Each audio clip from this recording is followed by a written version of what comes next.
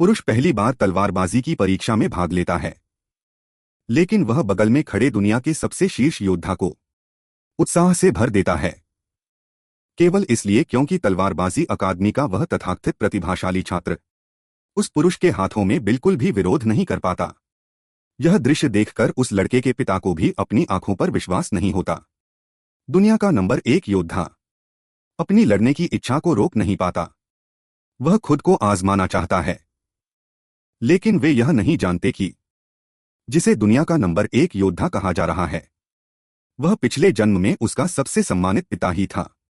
ऊपर से खुद को न्यायप्रिय दिखाने वाला पिता पीठ पीछे उसे एक मोहरे की तरह छोड़ चुका था। वह पुरुष अपने टूटे हुए शरीर को घसीट रहा था, सिर्फ एक जवाब पाने के लिए, और पिता का जवाब था कि बिना पंख वाले का सबसे अच्छा अंत यही है कि उसे एक मोहरे या शिशु की तरह इस्तेमाल किया जाए। बिना पंख वाला होना उसके पूरे जीवन का कलंक था। उसका जन्म एल्महेम हवेली में हुआ था, जो इस महाद्वीप का सबसे शीर्ष परिवार है। लेकिन किस्मत का खेल देखो, वह बचपन से ही किसी भी जादुई शक्ति का उपयोग नहीं कर पा रहा था।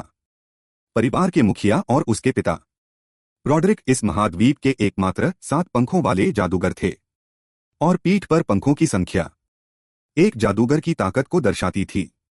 बचपन से जादू का उपयोग न कर पाने के कारण उसने पागलों की तरह शारीरिक अभ्यास करना शुरू कर दिया।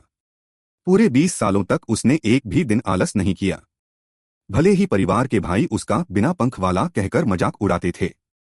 फिर भी उसने कभी ढील नहीं दी।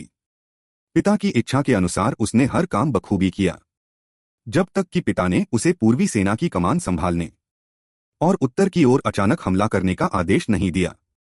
लेकिन पिता द्वारा तय किए गए रास्ते पर दुश्मन की एक बहुत बड़ी सेना पहले से घात लगाकर बैठी थी। इतने सालों तक उसने हमेशा अपने पिता पर अटूट विश्वास किया और उनके नक्शेकदम पर चला, लेकिन उसने कभी नहीं सोचा था कि अंत में वह सिर्फ उनका एक मोहरा बलि का बकरा बनकर रह जाएगा। और इसी समय उसे अपने पिता के मुंह से सच्चाई का पता चला कि वह उनका सगा बेटा नहीं है। उसे तो बस किसी खून से सने स्थान से उठाकर लाया गया था। अब जाकर उस पुरुष को सब समझ में आया कि इतने सालों तक जो उसका अपमान हुआ, उसे उसके पिता हमेशा अनदेखा क्यों करते रहे। अत्यंत दुख और क्रोध से भरकर उसने अपनी तलवार उठाई और आगे बढ़ा।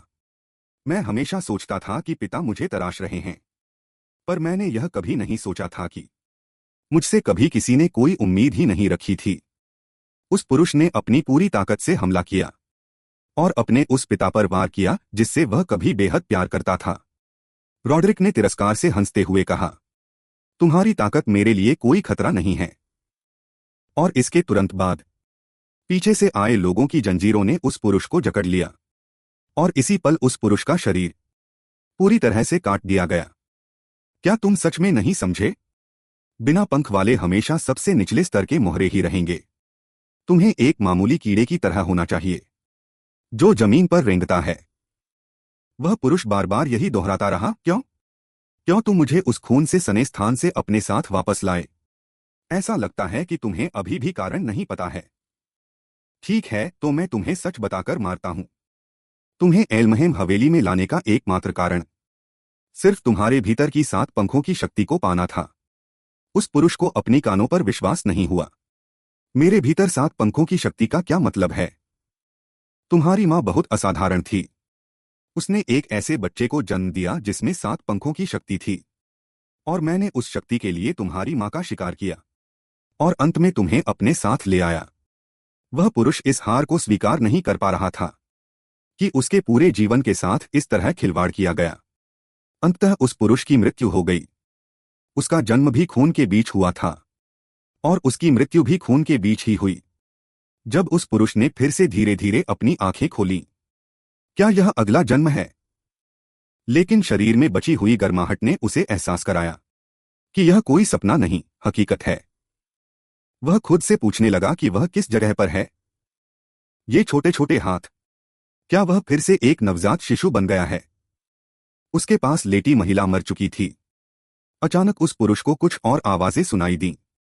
उसे महसूस हुआ कि आसपास कोई उसे ढूंढ रहा है। उनका नेता लगातार कह रहा था, उस बच्चे को हर हाल में ढूंढो, लॉर्ड रॉड्रिक के लिए। हुजूर, अभी आपने क्या देखा? रॉड्रिक, यह तो उसके उसी पिता का नाम था। क्या वह एक शिशु को ढूंढ रहा है? क्या इसका मतलब यह है कि मेरा पुनर्जन्म उसी समय में हुआ है जब मैं एक बच्चा था? हालांकि अभी बहुत सी चीजों की पुष्टि करना बाकी है, लेकिन सबसे पहले यहां से भागने का रास्ता खोजना होगा। मैं दोबारा कभी उनके हाथों में नहीं पड़ सकता। एक दृढ़ इच्छा शक्ति के साथ उस पुरुष ने अपने शिशु के शरीर को घसीटना शुरू किया और धीरे धीरे रेंगने लगा।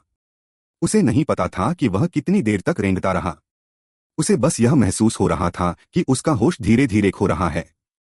जब तक मुझ में होश बाकी है, तब तक मुझे आगे बढ़ते रहना होगा। अचानक एक लड़की उस पुरुष के सामने आकर खड़ी हो गई। पिताजी, बर्फ में एक बच्चा है। आने वाला व्यक्ति कोई और नहीं बल्कि हेफ्रेड था, वेस्कॉट परिवार का मुखिया। बर्फ में एक नवजात शिशु कैसे हो सकता है? वह बहुत थका हुआ लग रहा है। हेफ्रेड ने आंखें उठाकर देखा और उसे अपनी आंखों पर विश्वास नहीं हुआ। बर्फ पर रेंगने के लंबे और घुमावदार निशान थे। क्या यह किसी शिशु के चलने का रास्ता हो सकता है? यह कैसा बच्चा है जो इतने खराब मौसम में भी इतनी दूर तक रेंग कर आ गया? धुंधलके के बीच उस पुरुष को धीरे धीरे होश आया, लेकिन आंखें खोलते ही उसने पाया कि किसी ने उसकी नाक को पकड़ रखा है। उसने देखा कि 5 लड़कियां उसे बड़े ध्यान से देख रही थीं। वे सब आपस में मस्ती कर रही थीं और इस बात पर लड़ रही थीं कि अपने छोटे भाई को पहले कौन गोद में लेगा। मैं सबसे बड़ी हूं, इसलिए भाई को सबसे पहले मैं ही गोद में लूंगी। वह पुरुष अब और कुछ नहीं सोच सका। वह तुरंत उनकी गोद से बाहर निकला और वहां से भागने की कोशिश करने लगा। मेरे बेहोश होने के बाद आखिर क्या हुआ था? पीछे से सभी लड़कियां चिल्लाईं, जल्दी करो, भाई को पकड़ो। भागने की तीव्र इच्छा के कारण उस पुरुष के शरीर से एक सुनहरी रोशनी निकलने लगी। अगले ही पल वह पूरे कमरे से उड़कर बाहर निकल गया। हवा में तैरते हुए उस पुरुष को बड़ा आश्चर्य हुआ। क्या यह जादू है? मुझे तो अभी जादू का इस्तेमाल करना भी नहीं आता। अगर मैं इस तरह नीचे गिरा तो मेरा खेल खत्म हो जाएगा। ठीक उसी समय जब वह पुरुष छत से नीचे गिरने ही वाला था, 2 बड़े हाथों ने उसे धीरे से अपनी गोद में थाम लिया। आदमी अनजाने में पीछे मुड़कर देखा। आदमी ने अनजाने में पीछे देखा। उसका रूप रंग ऐसा लग रहा था जैसे वह वेस्कॉट परिवार का मुखिया हो। वेस्कॉट परिवार एल्महेम परिवार की एक शाखा है। हेफ्रेड और रोड्रिक ऐसे परिवार हैं जो मिलकर राज्य की रक्षा करते हैं। लेकिन पिछले जन्म की अपनी यादों में हेफ्रेड किसी एक युद्ध में मारा गया था और उसके साथ ही उसका परिवार भी नष्ट हो गया था। मुझे उम्मीद नहीं थी कि मुझे एल्महेम परिवार की ही एक शाखा द्वारा वापस लाया जाएगा। मैं तो एल्महेम परिवार से भागना चाहता था। सच में उम्मीद नहीं थी कि मैं उसके भाई द्वारा घर लाया जाऊंगा। कुलीन महिला ने बेहद प्यार और ममता से उस आदमी की ओर देखा। अब से तुम मेरे बच्चे हो। हेफ्रेड हमेशा से एक बेटा चाहता था जो उसकी पदवी उपाधि का उत्तराधिकारी बने, लेकिन एक के बाद एक उसकी कई बेटियां ही हुईं। हेफ्रेड ने कहा, इस बच्चे के पास बहुत मजबूत जादुई शक्ति है। पीठ पर पंखों का निशान यह सब साफ बयां करता है। इस बच्चे के शरीर पर तो 7 पंखों का निशान, 7 विंग मार्क है। आदमी को अब जाकर समझ में आया कि उसके शरीर पर 7 पंखों का निशान क्यों था। अचानक आदमी को कुछ याद आया। पिछले जन्म में रोड्रिक ने कहा था, मैंने तुम्हें सिर्फ तुम्हारी 7 पंखों की शक्ति के लिए बचाया था। इसका मतलब यह है कि रोड्रिक का 7 पंखों का निशान मुझसे ही चुराया गया था। इस बच्चे का 7 पंखों का निशान बहुत ज्यादा महत्वपूर्ण है। तुम इस बच्चे का क्या करने वाले हो? शुरुआत में हेफ्रेड को सिर्फ इतना पता था कि इस बच्चे की जादुई शक्ति अद्भुत है। उसकी पीठ को ध्यान से देखने के बाद ही उसे पता चला कि यह 7 पंखों का निशान है। इस समय आदमी की चिंता और बढ़ गई। वह किसी भी कीमत पर इस शक्ति को दोबारा एल्महेम परिवार के हाथों में नहीं जाने दे सकता। कुछ देर बाद हेफ्रेड ने कहा, हमें ही इसका पालन पोषण करना चाहिए। वह आखिर एक बच्चा ही तो है। अगर हम उसका सही मार्गदर्शन करेंगे तो भविष्य में वह अपनी शक्ति का दुरुपयोग कभी नहीं करेगा। शायद यह भगवान का दिया हुआ हमारे लिए एक उपहार है। यह वही लड़का है जिसका सपना हम हमेशा देखते थे। अचानक दरवाजा धक्का देकर खुला। जाहिर था कि बच्चों का वह झुंड दरवाजे के बाहर छिपकर बातें सुन रहा था। हमें इतनी मुश्किल से एक छोटा भाई मिला है। हम सभी को चिंता थी कि पिताजी उसके लिए क्या व्यवस्था करेंगे। तुम्हारी बड़ी बहनें तुम्हारी बहुत परवाह करती हैं। अब से तुम्हारा नाम एस्टर एस्टर होगा। 10 साल बाद तलवारबाजी परीक्षा का मैदान। लॉर्ड हेफ्रेड, बाकी कुलीन लोग आपका इंतजार कर रहे हैं। उनके पीछे से एस्टर भी रथ से बाहर आया। आज वह पहली बार अपनी बहन के साथ तलवारबाजी की परीक्षा में शामिल होने आया था। यह तलवारबाजी परीक्षा भी एल्महेन परिवार द्वारा आयोजित की जाने वाली एक सभा थी। इसकी सभी शाखाओं के सही उम्र के लोग इसमें भाग लेते थे। यह युवा पीढ़ी के लिए अपनी ताकत का परीक्षण करने की एक जगह थी। और जब एक शाखा के रूप में वेस्कॉट परिवार वहां पहुंचा तो वे आसपास के लोगों की नजरों में आ गए। पीठ पीछे सब लोग वेस्कॉट परिवार की अक्षमता का मजाक उड़ा रहे थे कि वे कोई उत्तराधिकारी पैदा नहीं कर सके, और आखिरकार उन्हें एक अज्ञात मूल के बच्चे को गोद लेना पड़ा। इन लोगों की नजरों में वेस्कॉट परिवार ने पूरी तरह से बर्बाद कर दिया था एल्महेन परिवार की प्रतिष्ठा को। और एस्टर हर किसी की नजर में सबसे शर्मनाक तरीके से गोद लिया गया बच्चा था। एस्टर, तुम्हें बाहरी लोगों की परवाह करने की कोई जरूरत नहीं है। यह सच है कि वेस्कॉट परिवार की मौजूदा स्थिति ऐसी ही है। पिताजी और दीदी, आप चिंता न करें। मैं इतना कमजोर नहीं हूं कि इन आलोचनाओं और गपशप से दुखी हो जाऊं। आज मैं तुम्हें यहां इसलिए लाया हूं ताकि तुम्हें परिवार की मौजूदा स्थिति का पता चल सके। एस्टर, क्या तुम ऐसे परिवार से निराश हो? मुझे बिल्कुल भी असंतोष नहीं है। इसके विपरीत, मैं तो बस यही सोचता हूं कि यह कमजोरों का भौंकना मात्र है। यह सुनकर हेफ्रेड जोर से हंस पड़ा, जैसा कि मेरे बेटे से उम्मीद थी। पिछले जन्म में भी वह इसी जगह आया था। फर्क सिर्फ इतना था कि तब उसका स्वागत अंतहीन अपमान से हुआ था। लेकिन यह जन्म अलग है। अपने 7 पंखों के निशान के साथ वह वापस आ चुका है। इस बार वह उन सभी को इसकी कीमत चुकाने पर मजबूर कर देगा। इसके तुरंत बाद वह अपने पिता के पीछे पीछे अंदरूनी मैदान की ओर चल दिया। तो वही है वेस्कॉट परिवार का गोद लिया हुआ बेटा। अंधेरे में छिपे 2 लोगों ने एस्टर को हिकारत नफरत से देखा। अंधेरे से आती उस नजर को महसूस करते हुए एस्टर ने धीरे से उनकी तरफ देखा। पिछले जन्म में वह इन्हीं दोनों के हाथों मारा गया था। उस समय प्रतियोगिता के मंच पर माहौल बेहद गर्म था। विभिन्न परिवारों के प्रतिभावान लोग और अकादमी के छात्र एक बार फिर आमने सामने मुकाबला कर रहे थे। यह विभिन्न परिवारों के बीच प्रतिस्पर्धा करने का एक जरिया भी था। एस्टर, यह जगह बहुत ज्यादा शोर शराबे वाली है।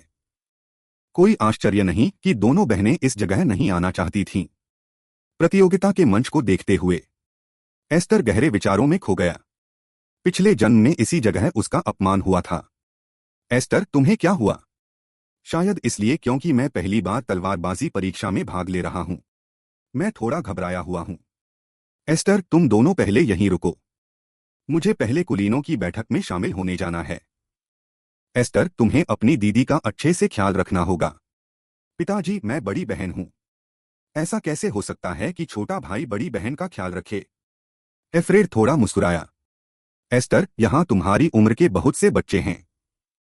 तुम चाहो तो दोस्त बनाने की कोशिश कर सकते हो। लेकिन एक बात हमेशा याद रखना, किसी को भी अपने 7 पंखों के रहस्य का पता मत चलने देना। इसके बाद वह मैदान से चले गए। उसी समय आसपास के लोगों ने भी इस बात पर ध्यान दिया कि मैदान में अब सिर्फ वे दोनों ही बचे थे। एस्टर का दोस्त बनाने का बिल्कुल भी मन नहीं था। लोगों से मिलना जुलना उसके लिए बहुत झंझट का काम था। अचानक एस्टर को कुछ दिखाई दिया या समझ आया। दीदी, मैं पहले जरा पास में जाकर दोस्तों से बात करके आता हूं। कुछ ही दूरी पर बने एक सोफे पर 2 आदमी बैठे थे जो चारों तरफ से लोगों से घिरे हुए थे। अरे, तो यह वेस्कॉट परिवार का गोद लिया हुआ बेटा है। तुम यहाँ किस लिए आए हो? तो आप मुख्य परिवार के दरीस भाई हैं। मैं आपकी शाखा का भाई हूँ। खास तौर पर आपसे नमस्ते हेलो कहने आया हूँ। तुम खास तौर पर मुझसे नमस्ते करने आए हो? यह सच में हंसाने वाली बात है। एक शाखा का कचरा, बेकार इंसान। मुझसे बात करने की क्या औकात है तुम्हारी? पिछले जन्म में वह इन्हीं दोनों भाइयों के हाथों मारा गया था। पास ही खड़ी बड़ी बहन ने एस्टर का हाथ खींचा। जब नमस्ते हो ही गई है तो चलो अब यहां से चलते हैं। तो यह सच में शाखा परिवार की ही है। जैसे ही एल्फिन ने यह सुना, लड़की का शरीर डर से कांपने लगा। पहले तुम हमेशा अपने पिता के पीछे छिपे रहते थे, सोचा नहीं था कि तुम अब भी इतने डरपोक होगे। मुख्य परिवार के आदेश से तुम यहां आओ और हमारे साथ थोड़ी शराब पियो। तुम लोग सच में मुख्य परिवार से हो, लेकिन मुख्य परिवार और शाखा परिवार के बीच कोई मालिक नौकर का रिश्ता नहीं है। एस्टर, चलो यहां से। इनसे बात करने की कोई जरूरत नहीं है। अल्फिन, इतनी जल्दी जाने की क्या जरूरत है? मैंने अभी अपनी बात पूरी भी नहीं की है। तुम्हारा जन्म उस बेकार परिवार में हुआ है। तुम्हारे पिता एक असफल व्यक्ति हैं और तुम्हारे खून में भी एक असफल व्यक्ति का ही लहू बहता है। अल्फिन के सब्र का बांध टूट गया। अपने शब्द वापस लो, डेलिस। उसने बिना सोचे समझे अपने मुंह की रेड वाइन सीधे बाहर थूक दी। शाखा परिवार के एक मामूली सदस्य, तुम्हें मुझसे इस तरह बात करने की हिम्मत किसने दी? हमारे सामने तुम्हें थोड़ा विनम्र रहना चाहिए, समझ आया? अपनी बड़ी बहन को प्रताड़ित होते देख एस्टर ने धीरे से अपनी मुट्ठी भींच ली। फिर उसने तमाशा देख रही भीड़ से रेड वाइन की एक बोतल उठा ली। अल्फिन दीदी, यहां का मामला मुझ पर छोड़ दीजिए। उसने शराब की बोतल उसकी तरफ फेंक दी। यह मेरी तरफ से आपके लिए माफी का जाम है। डेलिस ने अनजाने में बोतल को लपक लिया। एस्टर ने सीधे उस बोतल को नष्ट तोड़ कर दिया। इस तरह पूरी रेड वाइन उस आदमी के कपड़ों पर बिखर गई। एस्टर के चेहरे के भाव हमेशा की तरह शांत थे, जैसे उसने कोई बेहद आम सा काम किया हो। जो शराब मैंने आपके सम्मान में पेश की, क्या वो आपको पसंद आई? अगर आपका मन नहीं भरा तो मैं आपके लिए थोड़ी और ला सकता हूं। दूसरी तरफ एक नौकर ने बैठक कक्ष का दरवाजा खोलते हुए चिल्लाया। गजब हो गया, अनर्थ हो गया। क्या तुम्हें दिख नहीं रहा कि हमारी बैठक चल रही है? इतना घबराने की क्या जरूरत है? एल्महेम, मुख्य परिवार और वेस्कॉट शाखा परिवार के बच्चे, वे आपस में द्वंद्वयुद्ध ड्यूलिंग कर रहे हैं। आखिर वहां हुआ क्या है? केफ्रिड हेवरिड जल्दी से मैदान की तरफ भागा। पिताजी, एस्टर मेरे लिए मुख्य परिवार के लोगों के साथ द्वंद्वयुद्ध कर रहा है। प्रतियोगिता के मैदान पर पहले से ही भारी भीड़ जमा हो चुकी थी। हेवरिड, इतने परेशान मत हो। बच्चों के बीच की लड़ाई में इतनी चिंता करने की कोई बात नहीं है। शाखा परिवार द्वारा गोद लिया हुआ एक बेकार कचरा। तुम्हारी इतनी हिम्मत कि तुम मुख्य परिवार के अधिकार को चुनौती दो। यह कहते ही उसके हाथ के पीछे एक जादुई छाप मैजिक मार्क उभर आई। यह देखकर मंच के नीचे खड़े लोग दंग रह गए। यह तो 4 पंखों वाली छाप 4 विंग्ड मार्क है। जैसा कि उम्मीद थी, वह मुख्य परिवार द्वारा विशेष रूप से तैयार किया गया प्रतिभाशाली योद्धा है। डेलिस लोगों से मिल रही तारीफों का आनंद ले रहा था। शाखा परिवार के कचरे, अपनी जादुई छाप दिखाओ। यह मत कहना कि मेरी छाप देखकर तुम डर गए हो। तुम्हारी यह दिखावे की हरकत मुझे शर्मिंदा कर रही है। मुझे इस तरह का दिखावा पसंद नहीं है। तुम्हारी इतनी हिम्मत कि तुम अभी भी मुझे भड़का रहे हो। मैं तुम्हें इसकी कीमत चुकाने पर मजबूर कर दूंगा। दोनों ने एक ही समय में युद्ध की मुद्रा स्टांस बना ली। डेलिस उसे टुकड़े टुकड़े करने के लिए उतावला हो रहा था। एस्टर, अभी कुछ देर पहले तो तुम बड़े घमंडी बन रहे थे। अब सिर्फ रक्षात्मक डिफेंसिव क्यों खेल रहे हो? सिर्फ अपने हाथ को छूने भर से वह सुन्न हो चुका था। 4 पंखों वाली छाप की ताकत को सचमुच कम नहीं आंका जा सकता। तुम अभी बहुत उछल रहे थे ना? अब तुम्हारी हंसी कहाँ गायब हो गई? इसके तुरंत बाद डेलिस की तलवार की गति और तेज हो गई। उसने एस्टर को इस कदर दबा दिया कि वह हिल भी नहीं पा रहा था। डेलिस की तलवारबाजी बेहद तेज थी, लेकिन ताकत के मामले में वह अभी भी थोड़ा कमजोर था। इस समय डेलिस जीत की खुशी में डूबा हुआ था। उसकी आंखों में एस्टर अब सिर्फ अपना बचाव ही कर सकता था। डेलिस ने लड़ाई को जल्दी खत्म करने का फैसला किया। वह हवा में उछला और अपनी पूरी ताकत इस एक वार में झोंकने की मुद्रा बनाई। मैदान के बाहर खड़े लोग भी चौंक कर चिल्ला उठे। ऐसा लगता है कि वह इसी एक वार से लड़ाई खत्म करने का इरादा रखता है। लेकिन जिस हमले की जीत तय लग रही थी, एस्टर ने उसे बड़ी आसानी से रोक दिया। डेलिस बुरी तरह चौंक गया। क्यों? मैं चाहे जितनी भी ताकत लगाऊं, वह हर वार को कैसे झेल लेता है? तब जाकर एस्टर ने धीरे से अपना मुंह खोला। तुमने मुझे बहुत निराश किया। अपनी तलवार को लापरवाही से घुमाकर उसने उस आदमी को हवा में उड़ा दिया। पहले मैं तुम्हारी असली ताकत को परखना चाहता था, लेकिन अब लगता है कि इसकी कोई जरूरत नहीं है। तलवार को बेहद धीमी और लापरवाही से घुमाने के बावजूद डेलिस के लिए उसका सामना करना नामुमकिन हो रहा था। भले ही एस्टर का हमला धीमा दिख रहा था, लेकिन उसका वजन हजारों किलो जितना भारी था। इस दृश्य को देखकर पास खड़े शीर्ष दर्जे के शूरवीर टॉप नाइट्स भी हैरान रह गए। यह बच्चा सचमुच दिलचस्प है। किसी ने नहीं सोचा था कि 4 पंखों वाली छाप रखने वाला मुख्य परिवार का प्रतिभाशाली योद्धा शाखा परिवार के एक गोद लिए हुए बच्चे से हार जाएगा। और इससे भी महत्वपूर्ण बात यह थी कि एस्टर के शरीर से जो जादुई ऊर्जा मना निकल रही थी, वह खौफ पैदा करने वाली थी। क्या यह सच में शाखा परिवार के किसी बच्चे की असली ताकत हो सकती है? डेलिस का चेहरा डर से पीला पड़ चुका था। मैं 4 पंखों वाला योद्धा हूं। मैं एक कचरे से कैसे हार सकता हूं? एस्टर ने कुछ नहीं कहा। वह बस ठंडी निगाहों से सामने वाले को देखता रहा। उसके हाथों की जादुई ऊर्जा अनजाने में और कई गुना बढ़ गई। जादुई ऊर्जा एक उफनती हुई विशाल लहर की तरह बेकाबू होकर बढ़ने लगी। पास खड़े हेवरेड के माथे पर पसीना आ गया। यह ऊर्जा फिर से बेकाबू नहीं होनी चाहिए। 3 साल पहले एस्टर की जादुई ऊर्जा एक बार नियंत्रण से बाहर हो गई थी। उस बेकाबू एस्टर का सामना करते हुए खुद उसे भी डर लगने लगा था। वह पहली बार था जब उसने अपनी आंखों से 7 पंखों की जादुई ऊर्जा 7 विंड मना को बेकाबू होते देखा था। सौभाग्य से उस समय एस्टर की उम्र बहुत कम थी, इसलिए उसने जल्द ही उसे अपने नियंत्रण में ले लिया था। इस समय एस्टर की जादुई ऊर्जा में फिर से बेकाबू होने के लक्षण दिखने लगे थे। एस्टर के दिमाग में अपने पिछले जन्म में मारे जाने के दृश्य कौंध रहे थे। इसके तुरंत बाद वह जादुई ऊर्जा डेलिस को पूरी तरह से निगलने ही वाली थी। अल्फिन ने जोर से चिल्लाकर कहा, एस्टर। तब जाकर एस्टर की जादुई ऊर्जा थोड़ी शांत हुई, लेकिन इकट्ठा हुई जादुई ऊर्जा वह अभी भी डारिस की तरफ तलवार के रूप में नीचे की ओर बढ़ी। डारिस इस वार से इतना डर गया कि उसकी पैंट गीली हो गई और वह एक साथ चिल्लाया, मैं हार मानता हूं। तुम्हें खुद को खुशकिस्मत समझना चाहिए कि मैं इस समय खुद को होश में रख पाया। फिर उसने अपनी बड़ी बहन अल्फेन की तरफ देखा। मैं जीत गया, लेकिन ठीक इसी समय उसके पीछे से एक और भी अधिक हिंसक जादुई ऊर्जा अचानक प्रकट हुई। एस्टर के चेहरे पर झटके के भाव आ गए, क्योंकि यह जादुई ऊर्जा उसके लिए बहुत जानी पहचानी थी। यह जादुई ताकत उसके पिछले जन्म के पिता की थी। रोड्रिक, तो तुम ही हो वह बच्चे जिसे मेरे भाई ने गोद लिया है। तुम्हें एल्महेम शाखा परिवार के बच्चे के रूप में इस मंच पर आकर मुकाबला करने की अनुमति किसने दी? तुम तो सिर्फ एक दत्तक पुत्र गोद लिए हुए बेटे हो। मैं एल्महेम मुख्य परिवार का कबीला प्रमुख पेट्रियार्क हूं। मैं तुम्हारी पहचान को स्वीकार नहीं करता।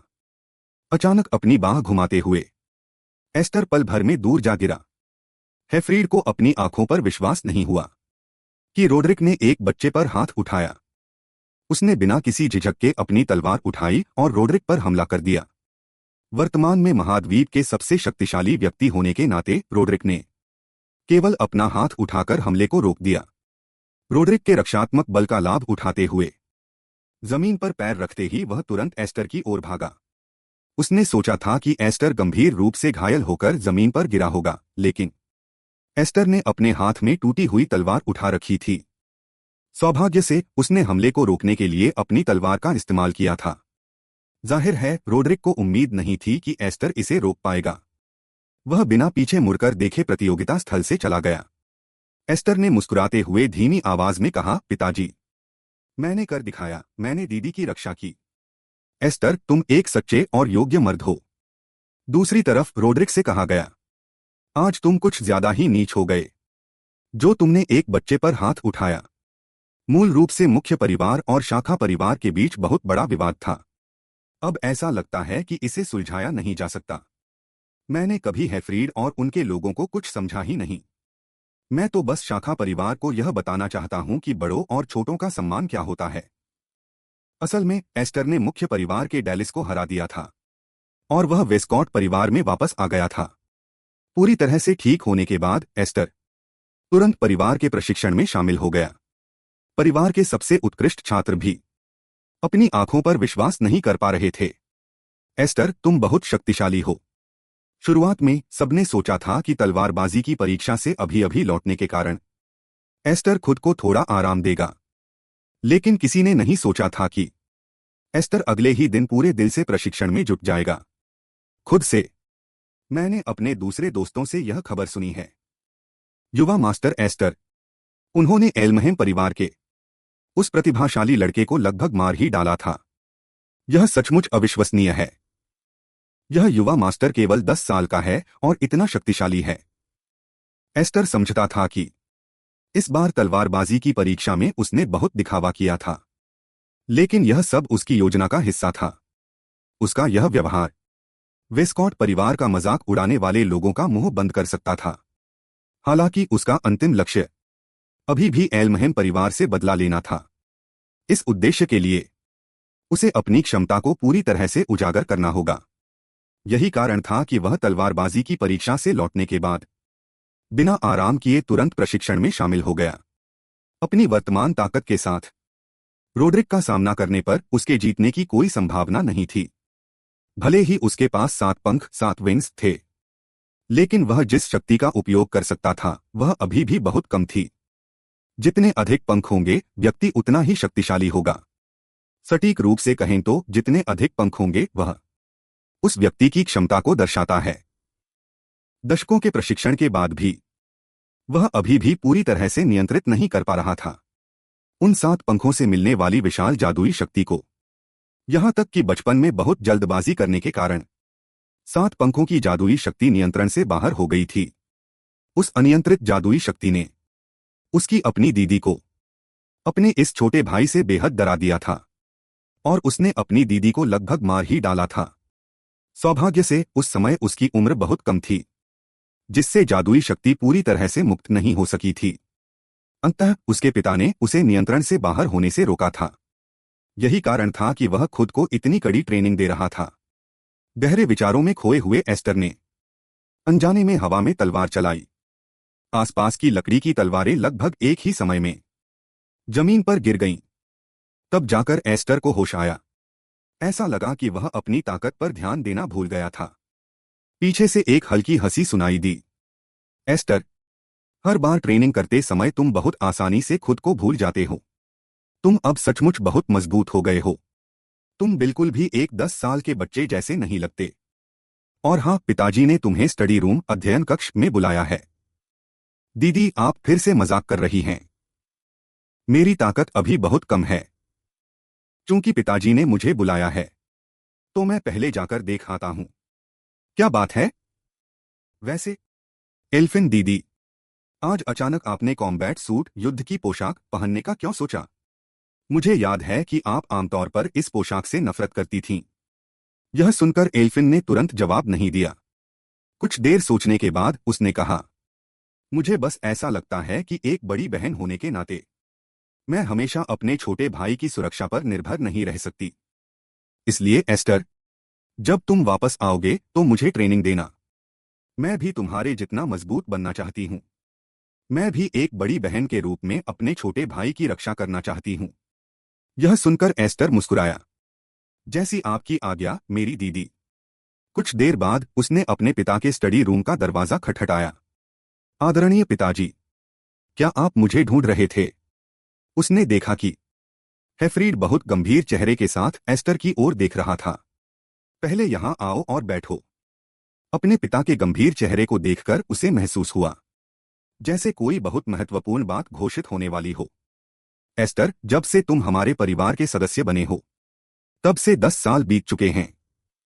यह चीज मैं तुम्हारे थोड़ा और बड़े होने पर तुम्हें देना चाहता था।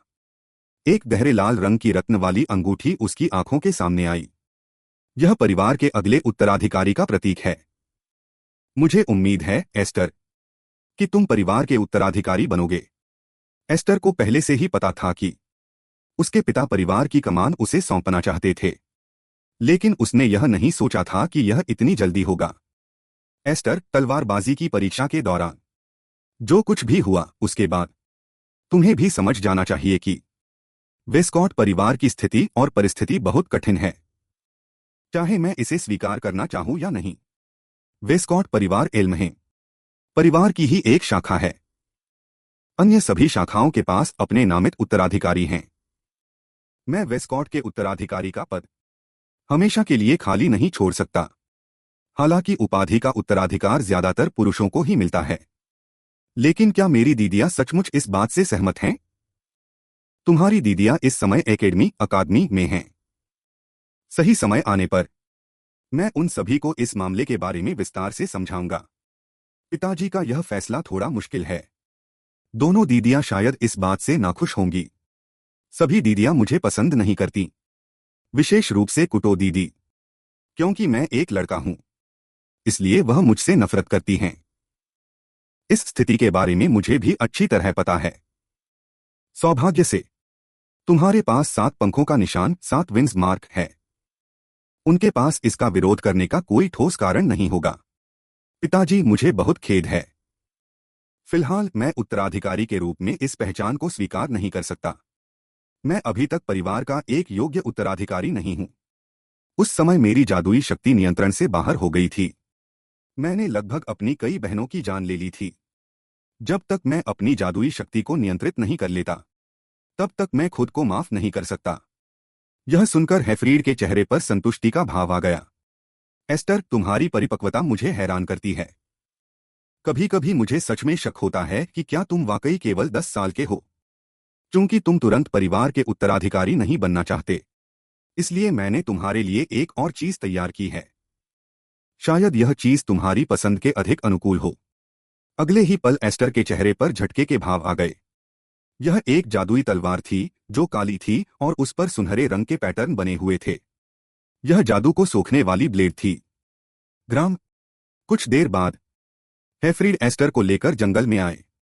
पिताजी, अगर जादुई तलवार का प्रदर्शन करना था तो ट्रेनिंग हॉल एक बहुत अच्छी जगह होती। मैं ट्रेनिंग हॉल नहीं जाना चाहता। आखिरकार हर बार जब तुम ट्रेनिंग करते हो, तुम हमेशा ट्रेनिंग हॉल को पूरी तरह से तबाह कर देते हो। स्वॉर्ड और ग्राम दोनों जादुई तलवारें एल्महेम के मुख्य परिवार के खजाने हैं। ये दोनों केवल परिवार के सबसे बड़े बेटे को ही विरासत में मिलती हैं। मैंने इसे मुख्य परिवार से मंगवाया है। इसके बाद हेफ्रीड ने हथियार पर से लंबा कपड़ा हटाया। इसे देखकर पास खड़े एस्टर के चेहरे पर हैरानी के भाव आ गए, क्योंकि यह जादुई तलवार वास्तव में एक टूटी हुई चीज थी। इसका कोई ब्लेड तलवार का मुख्य हिस्सा नहीं था। लेकिन जैसे ही इसमें जादुई शक्ति डाली जाती, जादुई शक्ति उस तलवार से निकलकर तुरंत एक ब्लेड का आकार ले लेती। इसका मतलब यह है कि इस जादुई तलवार की ताकत उपयोगकर्ता की खुद की जादुई शक्ति पर निर्भर करती है। हेफ्रीड ने तुरंत जादुई तलवार में जमा हुई शक्ति को बाहर छोड़ दिया। पलक झपकते ही जंगल में जादुई शक्ति का एक भयानक रास्ता बन गया। एस्टर, इस तलवार में कमियां भी हैं। अगर उपयोगकर्ता की जादुई शक्ति कम हो तो यह जादुई तलवार आसानी से उसकी सारी शारीरिक ताकत सोख सकती है। तुम्हारे पास 700 मिलियन 7 करोड़ की शक्ति है, इसलिए तुम इस हथियार के लिए बिल्कुल उपयुक्त हो। क्या तुम इसे आजमाना चाहते हो? एस्टर ने बिना किसी हिचकिचाहट के जादुई तलवार उठा ली। वह अपने पिता की बातों पर लगातार सोच रहा था। उसने अपनी जादुई शक्ति को उस जादुई तलवार में डाल दिया। अचानक जादुई तलवार से बहुत तेज हलचल होने लगी। उग्र जादुई शक्ति ने तलवार को चारों ओर से घेर लिया। एस्टर अविश्वास के साथ इस दृश्य को देख रहा था। उसकी अपनी जादुई शक्ति अपने आप उस तलवार के साथ तालमेल बिठा रही थी। परिवार के ट्रेनिंग हॉल में लोगों ने अचानक एक जोरदार धमाके की आवाज सुनी। वह रोशनी कैसी है? क्या कोई उल्कापिंड गिरा है? तुम मूर्ख हो। यह साफ है कि कोई चीज जमीन से आसमान की तरफ छोड़ी गई है। आल्फिन ने भी वह दृश्य देखा। वह पीछे वाले पहाड़ के जंगल की दिशा थी। एस्टर जमीन पर थका हुआ बैठा था और झेंपते हुए हंस रहा था। पिताजी, इस तलवार की ताकत कुछ ज्यादा ही खतरनाक लगती है। हेफ्रीड अभी भी सदमे में थे। क्या यह तुम्हारी ताकत है? एस्टर, इस आसमान की जादुई शक्ति को एक पल के लिए पूरी तरह से साफ कर दिया गया है। पूरे एल्महेम परिवार में आज तक किसी ने भी ऐसा नहीं किया है। तुम परिवार के इतिहास में पहले व्यक्ति हो जिसने इस जादुई तलवार को इतनी आसानी से उठा लिया। एक बार जब तुम एस्टर इस शक्ति पर पूरी तरह महारत हासिल कर लोगे तो पूरी संभावना है कि तुम मेरे छोटे भाई रोड्रिक से भी आगे निकल जाओगे। एस्टर अपने पिता की तारीफ से खुश नहीं हुआ क्योंकि वह जानता था रोड्रिक की ताकत उससे कहीं ज्यादा है जितनी ऊपर से दिखाई देती है। जब तक वह जादुई तलवार की शक्ति पर पूरी तरह काबू नहीं पा लेता उसे खुद को पूरी तरह से छुपाकर रखना होगा। अगर दूसरों को पता चला कि मेरे पास 7 पंखों 7 विंग्स साइन का निशान है तो मुझे अनगिनत ईर्ष्या और नफरत का सामना करना पड़ेगा। यहां तक कि कुछ लोग पीठ पीछे मुझे खत्म करने की कोशिश भी कर सकते हैं। उठो एस्टर, इससे पहले कि मैं तुम्हारी रक्षा करने की स्थिति में न रहूं। इस शक्ति पर जल्दी से महारत हासिल कर लो। एस्टर अच्छी तरह समझता था पिछले जीवन की त्रासदी से बचने के लिए उसे जल्द से जल्द मजबूत होना होगा। धन्यवाद पिताजी, मैं निश्चित रूप से जल्द 7 पंखों की शक्ति पर महारत हासिल करूंगा और परिवार की रक्षा करूंगा। 3 दिन बाद मां ने मुस्कुराते हुए आप सभी का घर पर स्वागत किया। पिताजी और मां, आपकी बेटी कुटो वापस आ गई है। इसके अलावा बड़ी बहन माफा भी वापस आ गई हैं।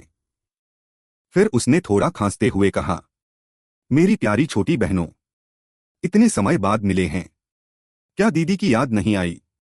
लेकिन सभी लोग कुटो को नजरअंदाज करते हुए सीधे आगे बढ़ गए और चिल्लाने लगे, बड़ी बहन माफा, घर में आपका स्वागत है। तुम दोनों दुष्ट, मैं वापस आ गई हूं और तुमने मुझे एक गले तक नहीं लगाया। हर बार कुटो दीदी हमारे बालों को बिखेर देती हैं और खराब कर देती हैं। यह तुम्हारा पूर्वाग्रह है। अब एक नाइट योद्धा बनने के बाद मैं इतनी अशिष्ट नहीं हूं। जैसे ही उसने अपनी बात खत्म की उसने पास में खड़े आल्फिन को देखा। अरे यह तो आल्फिन है। दीदी को तुम्हारी बहुत याद आई। दीदी आप अचानक मेरे पास क्यों आ गईं? क्या आपने नहीं कहा था कि आप बाल खराब नहीं करेंगी? आसपास के लोगों को देखते हुए माफा ने धीरे से पूछा कि एस्टर कहाँ है। यह सुनकर हेफ्रीड के चेहरे पर हिचकिचाहट के भाव आ गए, जैसे वह कुछ कहना चाहते हों पर रुक गए हों। और कुटो जो पहले खुश थी उसका चेहरा भी गंभीर हो गया। पीछे वाले पहाड़ के जंगल में उग्र जादुई शक्ति लगातार बह रही थी। एस्टर लगातार पसीना बहाते हुए हाँफ रहा था। यह स्तर अभी बहुत कम है। मुझे जल्द से जल्द जादुई तलवार की शक्ति के अनुकूल होना होगा। मेरी जादुई शक्ति एक तलवार तो बना सकती है, लेकिन तलवार के ब्लेड की जादुई शक्ति बेहद अस्थिर है। मुझे क्या करना चाहिए ताकि मैं अपने पिता की तरह जादुई तलवार को स्थिरता से नियंत्रित कर सकूं और इसकी पूरी ताकत का इस्तेमाल कर सकूं? एस्टर, इस बार तुम्हारा प्रदर्शन वाकई बहुत शानदार था। यह आवाज, यह तो कुटो दीदी हैं। कुटो दीदी, आप कब वापस आईं? मुझे वापस आए लगभग 1 घंटा हो चुका है। तुम ट्रेनिंग में इतने डूब गए कि अपनी बड़ी बहन का स्वागत करना ही भूल गए। एस्टर, क्या तुम सच में ट्रेनिंग के कारण भूल गए या फिर तुम हमारा स्वागत करना ही नहीं चाहते थे? मैं नाइट एकेडमी में थी और मैंने तुम्हारी तलवारबाजी की परीक्षा के कारनामों के बारे में सुना है। मुझे बहुत खेद है, मैं समय का ध्यान नहीं रख पाया। मैंने भी सुना है कि दीदी नाइट एकेडमी में बहुत शानदार प्रदर्शन कर रही हैं और मिशन पूरे कर रही हैं। और दीदी इस साल की इकलौती ऐसी व्यक्ति हैं जिन्हें मानद ऑनोरारी नाइट मेडल मिला है। बैज मिलना तो बिल्कुल स्वाभाविक है। अगर तुम इतना भी नहीं कर सकते तो पिताजी से आगे कैसे बढ़ोगे? मैंने पिताजी से सुना कि तुमने उत्तराधिकारी बनने से मना कर दिया है। क्या तुमने मेरी वजह से मना किया? यह सुनकर एस्टर ने मन ही मन सोचा, पिताजी आपने सच में वो बात कह दी जो नहीं कहनी चाहिए थी। मुझे बस लगता है कि मैं अभी उतना अच्छा नहीं हूं। एस्टर और पिताजी दोनों को पता होना चाहिए कि मेरा सपना क्या है और तुम्हें भी पता होना चाहिए कि मैं हमेशा असंतुष्ट क्यों रहता हूं। अगले ही पल उसने पास के पेड़ों को काट डाला और एस्टर पर हमला कर दिया। एस्टर ने जल्दी से खुद को बचाया। दीदी कुतो, आप अचानक ये क्या कर रही हैं? तुमसे मिले हुए बहुत लंबा समय हो गया है। इस बार दीदी तुम्हारा एक छोटा सा टेस्ट लेंगी। अब मैं सच में अपनी पूरी ताकत लगाने जा रही हूं। दीदी कुतो, मैं अभी आपसे मुकाबला नहीं कर सकता। मैं अभी तक इस तलवार पर पूरी तरह से महारत हासिल नहीं कर पाया हूं। तुम क्या मजाक कर रहे हो? क्या तुम्हारे दुश्मन तुम्हारे पूरी तरह तैयार होने के बाद हमला करेंगे? लेकिन आप मेरी दीदी हैं, कोई दुश्मन नहीं। एक शूरवीर नाइट का सिद्धांत है कि हर समय युद्ध के लिए तैयार रहो। दीदी कुतो के हमलों का सामना करते हुए उसे न केवल अपना बचाव करना था, बल्कि जादुई तलवार की शक्ति को नियंत्रित करने पर भी ध्यान देना था। ऊर्जा डालना और उसे नियंत्रित करना। लेकिन इस समय उसके पास कोई और विकल्प नहीं था। उसे यह करना ही होगा। दीदी कुतो के चेहरे के हाव भाव देखकर लग रहा था कि वह सच में मेरे साथ पूरी गंभीरता से लड़ रही हैं। एक छोटी सी लापरवाही से भी गंभीर चोट लग सकती है। असल में हुआ यह था, एस्टर की बड़ी बहन कुतो परिवार में वापस लौट आई थी और उसने ट्रेनिंग कर रहे एस्टर को ढूंढ निकाला। मैंने सुना है कि तलवारबाजी की परीक्षा के दौरान तुम्हारा प्रदर्शन बहुत शानदार था। मैं तुम्हारी असली ताकत को परखना चाहती हूँ। जंगल में लगातार गूंजती धमाकों की आवाजों के बीच कुतो मुस्कुराए बिना नहीं रह सकी और बोली, एस्टर, हथियारों को चलाने की तुम्हारी तकनीक वाकई बहुत बेहतरीन है। लेकिन मैंने नाइट एकेडमी में तलवारबाजी का और भी ज्यादा अभ्यास किया है। वैसे तुम आखिर किस चीज का इस्तेमाल कर रहे हो? इस टूटी हुई तलवार की जादुई शक्ति कभी बहुत तेज तो कभी बहुत कमजोर हो रही है। तुम्हारी यह हरकत बिल्कुल किसी ऐसे नौसिखिए जैसी है जिसे जादू पर पूरी तरह नियंत्रण न हो। कुतो के लगातार हमलों के सामने एस्टर केवल पीछे हटने पर मजबूर था। दीदी कुतो, आप तो बिल्कुल पहले जैसी ही हैं। आपका यह बेरहम स्वभाव जरा भी नहीं बदला। एस्टर, तुम्हारे सामने मैं नरमी नहीं बरत सकती। एस्टर की यादों में, क्योंकि वह एक लड़का था और अकेला ऐसा व्यक्ति था जिसे उत्तराधिकार का अधिकार था, इसलिए दीदी हमेशा उसके साथ बहुत सख्त रहती थीं। या शायद ऐसा इसलिए भी हो सकता है क्योंकि उसके पास 7 पंख या जादुई निशान थे। इसलिए दीदी उसे हमेशा आगे बढ़ने के लिए प्रेरित करती रहती थीं। चाहे कोई भी बात हो, दीदी हमेशा खुद की तुलना उससे करती थीं, जैसे कि वे कट्टर दुश्मन हो। अचानक दीदी कुतो ने ताकत इकट्ठा की और ऊपर की ओर छलांग लगा दी। एस्टर को एक असामान्य जादुई शक्ति का एहसास हुआ। अगले ही पल कुतो ऊपर से नीचे की ओर एक बेहद शक्तिशाली जादुई ऊर्जा के साथ हमला करने आई। कुतो ने असंतोष और गुस्से से चिल्लाते हुए एस्टर से कहा, तुम इस परिवार के उत्तराधिकारी बनने के बिल्कुल भी लायक नहीं हो। माफा ने पीछे के पहाड़ों से आ रही जादुई शक्ति के उतार चढ़ाव को महसूस किया। पिताजी, क्या कुतो और एस्टर को इस तरह लड़ने देना वाकई ठीक है? अगर ऐसा ही चलता रहा तो उन दोनों में से कोई न कोई जरूर घायल हो जाएगा। वे बचपन से ही एक दूसरे को अपना सबसे बड़ा प्रतिद्वंद्वी मानते आए हैं, लेकिन वे कभी भी एक दूसरे को सच में नुकसान नहीं पहुंचाएंगे। मुझे नहीं पता कि पिताजी को इतना भरोसा क्यों है, लेकिन उम्मीद है वैसा ही हो जैसा पिताजी सोच रहे हैं। वैसे पिताजी को इतनी भी क्या जल्दी थी जो उन्होंने हमें इतनी जल्दी नाइट एकेडमी से वापस बुला लिया? क्या यह सब सिर्फ उत्तराधिकारी के मामले पर चर्चा करने के लिए था? बेशक सिर्फ इसी बात के लिए नहीं। इसके बाद उन्होंने दराज से एक चीज निकाली, वह निशान। यह तो मुख्य परिवार मेन हाउस का है। हाँ, यह मुख्य परिवार का बुलावा पत्र है। तलवारबाजी की परीक्षा वाली घटना के बाद मुख्य परिवार के कुछ सत्ताधारी लोगों की एस्टर में दिलचस्पी पैदा हो गई है। वे चाहते हैं कि एस्टर मुख्य परिवार के पास आए ताकि वे उससे अच्छे से मिल सकें। यह एक बहुत ही गंभीर मामला है। हमें नहीं पता कि मुख्य परिवार का आखिर क्या मकसद है। तुम बिल्कुल सही कह रही हो। हमें नहीं पता कि मुख्य परिवार क्या करना चाहता है। लेकिन सबसे बुरा यह हो सकता है कि हम एस्टर को हमेशा के लिए खो दें। दूसरी तरफ जंगल में एस्टर और कुतो के बीच भयंकर युद्ध चल रहा था। दीदी, आप अभी भी इसी बात को लेकर क्यों बैठी हैं? मैंने पिताजी से साफ साफ मना कर दिया है। तुम्हारे मना करने की वजह से ही मुझे और ज्यादा गुस्सा आ रहा है। परिवार का मुखिया बनना मेरा सबसे बड़ा सपना रहा है, लेकिन मैं एक महिला हूं। और मैं उत्तराधिकारी नहीं बन सकती। फिर तुम इसे इतनी आसानी से कैसे ठुकरा सकते हो? एस्टर ने महसूस किया कि दीदी की ताकत समय के साथ और भारी होती जा रही थी। मैंने कभी नहीं सोचा था कि दीदी की ताकत इतनी शक्तिशाली होगी, जैसे कि कोई विशाल ओरक ओआरसी बटा राक्षस हो। कुतो बिना किसी हिचकिचाहट के अपनी लंबी तलवार से एस्टर को लगातार दबाती रही। तलवारें आपस में बार बार टकरा रही थीं।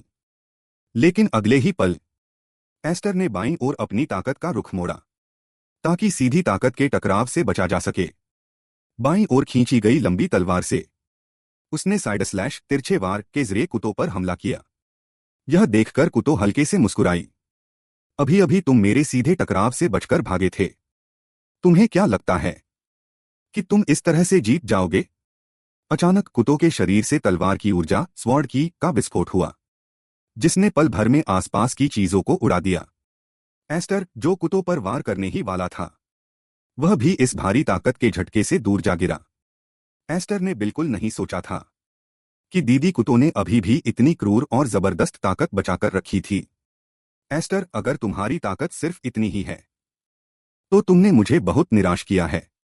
जो तलवार और जादू को पूरी तरह से एक कर सके, वही एक सच्चा और योग्य तलवारबाज होता है।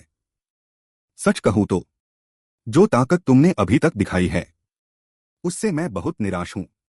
अंकों की संख्या किसी व्यक्ति की जादुई क्षमता को तय करती है, और साथ ही यह उस व्यक्ति के पोटेंशियल भविष्य की क्षमता को भी दर्शाती है।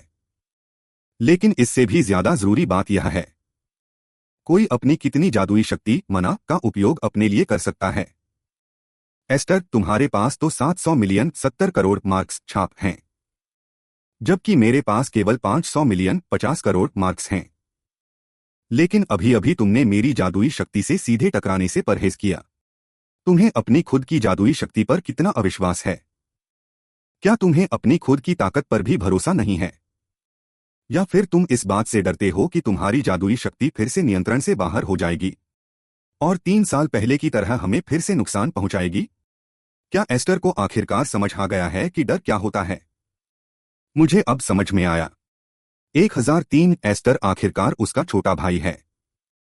हमेशा अस्थिर क्यों रहता था? ऐसा इसलिए है क्योंकि मेरा अवचेतन मन अभी भी मेरी जादुई शक्ति को सीमित कर रहा है।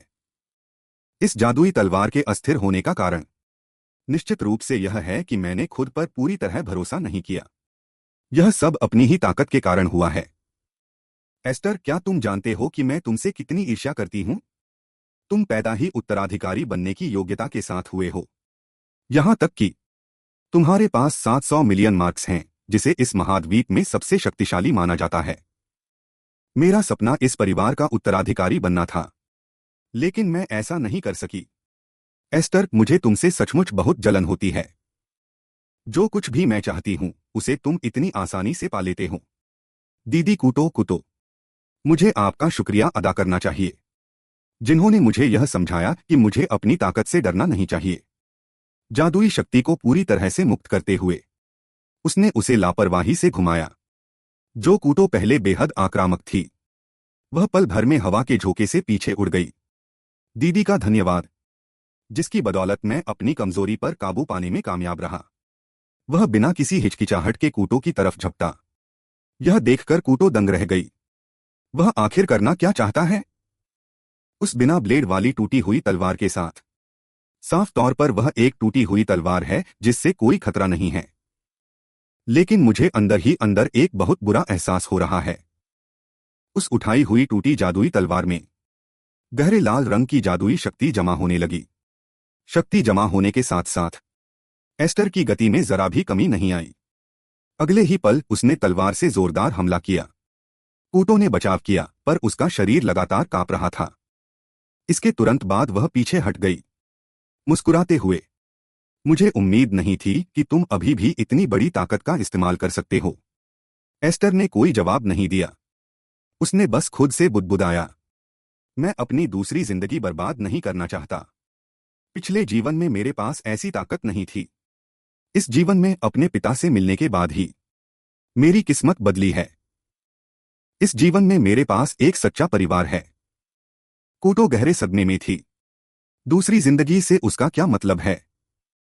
कूटो को जो जवाब मिला वह था एस्टर का एक बेहद शक्तिशाली जादुई ताकत के साथ हमला।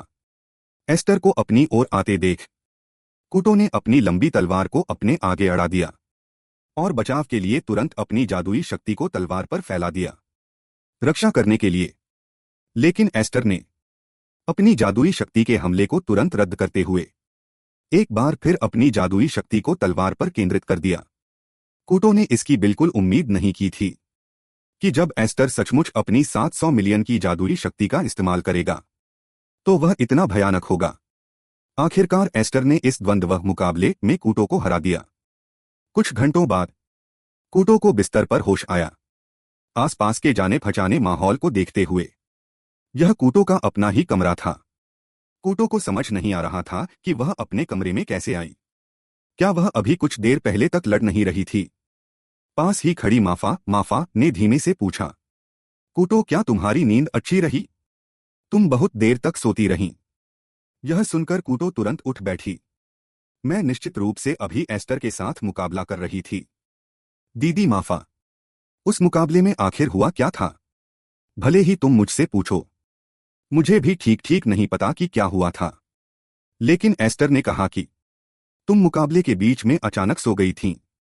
उसने मुझे यह भी बताया कि इसकी पूरी संभावना है कि कूटो घर लौटने के रास्ते में बहुत ज्यादा थक गई थीं। कूटो ने कुछ नहीं कहा। वह समझ गई थी कि वह मुकाबला हार चुकी है। कूटो को बस इतना याद था कि आखिरी मौके पर एस्टर का हमला पलक झपकते ही उस पर बरसने वाला था। लेकिन ठीक टकराने वाले पल से पहले ऐसा लगा जैसे एस्टर ने जादुई तलवार पर जमा की हुई शक्ति को खुद ही हटा लिया था, रद्द कर दिया था। भले ही उसने अधिकांश जादुई शक्ति हटा ली थी, फिर भी उसकी शक्ति का एक छोटा सा हिस्सा उससे टकरा गया था। ध्यान से सोचने पर वह चाहे जो हो जाए मुझे सच में कभी चोट नहीं पहुंचाएगा। लेकिन एस्टर से पहले जो आभा ऑरा निकल रही थी वह भयानक मारने का इरादा, किलिंग इंटेंट बिल्कुल सच था। कूटो खुद को तारीफ करने से नहीं रोक सकी। हालांकि वह मुझसे कई साल छोटा है, लेकिन वह सचमुच एक भरोसेमंद छोटा भाई बन गया है। अगले ही पल कूटो ने अपनी लंबी तलवार उठाई। दीदी माफा, एस्टर अभी कहाँ है? मुझे उसके साथ एक और मैच लड़ना है। मैं इतनी आसानी से अपनी हार स्वीकार नहीं करना चाहती। इस बार मैं शुरुआत से ही अपनी पूरी ताकत लगा दूंगी। अगर तुम एस्टर को ढूंढ रही हो तो एस्टर पहले ही परिवार महल से जा चुका है।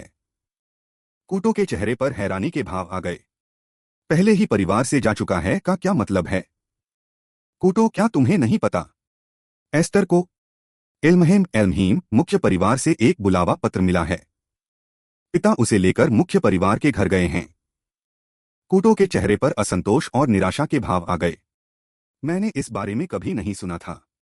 दूसरी तरफ मुख्य परिवार की ओर जा रही बग्घी रथ में एस्टर ने मन में सोचा, शायद यह तलवारबाजी की परीक्षा के दौरान हुई घटना के कारण है जिसने मुख्य परिवार का ध्यान मेरी ओर खींचा। एस्टर, क्या तुम घबरा रहे हो? इस बार तुम्हें जिसने बुलाया है वह मुख्य परिवार के एल्डर्स, बुजुर्गों की परिषद के नेता हैं। वे सभी शैडो रियल्म छाया लोक से आते हैं। एल्महेम परिवार में कई महत्वपूर्ण शाखा परिवारों के नेता शामिल हैं और यह बुजुर्गों एल्डर्स की परिषद से मिलकर बना है। हालांकि बुजुर्गों की परिषद के अधिकांश लोग सेवानिवृत्त रिटायर हो चुके हैं, लेकिन उनका प्रभाव अभी भी बहुत बड़ा है। पिछले 10 सालों में जब से मैंने तुम्हें गोद लिया है, मुख्य परिवार को तुममें बिल्कुल भी कोई दिलचस्पी नहीं थी। लेकिन ठीक तलवारबाजी की परीक्षा खत्म होने के बाद उन्होंने तुम्हें बुलाया है। क्या ऐसा इसलिए है क्योंकि मैंने मुख्य परिवार के प्रतिभावान छात्र जीनियस को तलवारबाजी की परीक्षा में शर्मिंदा किया था? मैंने सुना है कि मुख्य परिवार के नेता अपनी जान से ज्यादा मुख्य परिवार के सम्मान की परवाह करते हैं। जो बच्चे मुख्य परिवार के सम्मान को ठेस पहुंचाते हैं उन्हें बुजुर्गों द्वारा चुपके से पिंजरे में फेंक दिया जाता है, जंगली जानवरों का भोजन बनने के लिए। हेफ्रेड थोड़ा चौंक गया। एस्टर, तुम्हें आखिर ये सब बातें कहां से पता चलीं? यह देखकर एस्टर ने बात बदल दी। कुल मिलाकर वह सजा पाने के लिए तैयार था। कम से कम वह परिवार से निकाले जाने के लिए मानसिक रूप से बहुत पहले से तैयार था। एस्टर, मैं हूं ना। मैं मुख्य परिवार को तुम्हें इतनी आसानी से सजा नहीं देने दूंगा। पिताजी, आपको मेरे लिए मुख्य परिवार से लड़ने की जरूरत नहीं है। असल में मैंने योजना बनाई थी कि जब बहनें घर लौट आएंगी तो मैं खुद को निखारने के लिए यात्रा पर निकल जाऊंगा। और सबसे महत्वपूर्ण बात यह है कि अगर मैं परिवार में नहीं रहूंगा तो दीदी कूटो को अधिक मानसिक शांति मिलेगी। इस बार जादुई तलवार पर नियंत्रण पाना दीदी कूटो की बदौलत ही संभव हो पाया है। मैं महसूस कर सकता हूं कि मैं 7 पंखों 7 विंग्स की जादुई शक्ति को और अधिक कुशलता से नियंत्रित कर सकता हूं। मैं देखना चाहता हूं कि मैं कहां तक जा सकता हूं। इसलिए पिताजी, मेरी मदद करने की कोशिश मत कीजिए। एस्टर, तुमने सच में मुझे हैरान कर दिया है। तुम्हारी बातें सुनकर ऐसा लगता ही नहीं कि यह किसी 10 साल के बच्चे के मुंह से निकल रही हैं। जब वे बात कर ही रहे थे तभी अचानक रथ की छत पर एक हल्की सी आवाज हुई। एस्टर के चेहरे पर झटके के भाव आ गए। उन्होंने देखा कि कूटो रथ के दरवाजे पर झुकी हुई थी। पिताजी भी उतने ही हैरान रह गए। कूटो, क्या तुम पूरे रास्ते दौड़कर आई हो? एस्टर, तुम सच में एक बुरे बच्चे हो। बिना अलविदा कहे ही दीदी को छोड़कर जा रहे थे। पिताजी, मुझे माफा से सब कुछ पता चल गया है। मुख्य परिवार के उन बूढ़े लोगों ने एस्टर को बुलाया है। भले ही तुम्हें पता चल गया हो, फिर भी मैं तुम्हें साथ नहीं ले जा सकता। मुझे पता था कि पिताजी आप मुझे मुख्य परिवार के पास नहीं ले जाएंगे। पिताजी ने अचानक हमें नाइट्स के दल से घर बुलाया ताकि स्थिति को किसी अप्रत्याशित दिशा में जाने से रोका जा सके। पिताजी ने हमें इतनी आपातकालीन स्थिति में घर बुलाया। इसका मतलब है कि यह बुलावा बहुत गंभीर है ना? दीदी माफा ने मुझसे कहा था कि एक बार एस्टर मुख्य परिवार में चला गया तो बहुत संभव है कि वह कभी वापस न लौट पाए। पास खड़े एस्टर ने हल्की सी मुस्कान बिखेरी। दीदी माफा कुछ ज्यादा ही बढ़ा चढ़ाकर कह रही हैं। मैं तो बस मुख्य परिवार को देखने जा रहा हूं। एस्टर, तुम्हें मुझसे वादा करना होगा कि तुम जरूर वापस आओगे। मेरे दिल में तुम मेरे सबसे पसंदीदा और स्वीकृत भाई हो। बचपन से ही तुम एक ऐसे लड़के रहे हो जिसके पास वह अद्भुत शक्ति है जिसका सपना हर कोई देखता है। यहां तक कि तुम बहुत आसानी से परिवार के मुखिया बन सकते हो। मुझे एस्टर से नफरत है। भले ही वह मेरा छोटा भाई है, लेकिन हर बार वह ऐसे व्यवहार करता है जैसे वह हमारी रक्षा कर रहा हो। अंत में मैं बस यही कहना चाहती हूं कि तुम चाहे कितने भी शक्तिशाली क्यों न हो जाओ, कितने भी परिपक्व क्यों न हो जाओ, तुम हमेशा हमारे छोटे भाई ही रहोगे। तुम हमेशा मेरे सबसे सच्चे परिवार रहोगे। यह सुनकर पिताजी को भी मन ही मन बहुत संतोष हुआ। एस्टर, मैं वेस्टकॉट परिवार में तुम्हारे वापस आने का इंतजार करूंगा। मैं तुम्हारे साथ अपना मुकाबला जारी रखना चाहता हूं। मैं तुम्हें कभी इसकी अनुमति नहीं दूंगा कि तुम मुझसे जीतकर भाग जाओ। एस्टर, मैं तुम्हारे लौटने का इंतजार करूंगी। इसके बाद कूटो रथ से उतर गई। होश में आते हुए एस्टर ने कहा, दीदी इतनी दूर दौड़कर आईं सिर्फ मुझसे ये बातें कहने के लिए। तुम्हारी दीदी दिल से तुम्हें बहुत प्यार करती है। एस्टर का दिल भावुकता से भर गया। इस जीवन में उसे सबसे अच्छा परिवार मिला है। पीछे खड़ी कूटो ने अपना हाथ हिलाते हुए धीमी आवाज में कहा, एस्टर, तुम्हें जरूर वापस आना है। इसके बाद एस्टर अपने पिता के साथ मुख्य परिवार की ओर चल पड़ा। मुकदमे का सामना करने के लिए मुख्य परिवार के महल में प्रवेश करते ही एक बेहद भारी और दम घोंटू माहौल का एहसास हुआ। लॉर्ड हेफ्रेड, बड़े बुजुर्ग ग्रैंड एल्डर, काफी समय से अंदर आपका इंतजार कर रहे हैं। हम खुद आपको बड़े बुजुर्ग के पास ले जाएंगे। यह वह जगह है जहां मैं बड़ा हुआ हूं। मुझे किसी के मार्गदर्शन की आवश्यकता नहीं है। लॉर्ड हेफ्रेड, क्षमा करें, मैं आपके आदेश का पालन नहीं कर सकता। बड़े बुजुर्ग का आदेश है कि हमें आपको खुद अदालत ट्राइब्यूनल तक पहुंचाना होगा। एस्टर अच्छी तरह समझ गया था। ऐसा लगता है कि यह मुकदमा उसकी कल्पना से कहीं अधिक औपचारिक और गंभीर है।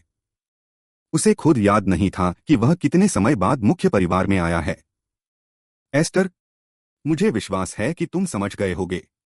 यह मुकदमा हमारी सोच से कहीं ज्यादा कठिन होने वाला है। वे चाहे जो भी कहें, तुम्हें शांत रहना होगा। पिताजी, आप जिन वे पर जोर दे रहे हैं वे कौन हैं? जिनसे हम मिलने वाले हैं वे बड़े बुजुर्ग हैं। वह छठी पीढ़ी के मुखिया हैं और रिश्ते में मेरे दादाजी तुम्हारे परदादा हैं। इस समय एस्टर पास के ही एक प्रशिक्षण मैदान ट्रेनिंग ग्राउंड की ओर देख रहा था। अभ्यास कर रहे लोगों की भीड़ में एस्टर को डैलिस कहीं दिखाई नहीं दिया। शायद हाथ में चोट लगने के कारण वह अभी अभ्यास करने में असमर्थ था। एस्टर, क्या तुम सुन रहे हो? पिता की आवाज ने एस्टर को विचारों से बाहर निकाला। उसने देखा कि उसके पिता अपनी तलवार रक्षकों को सौंप रहे थे।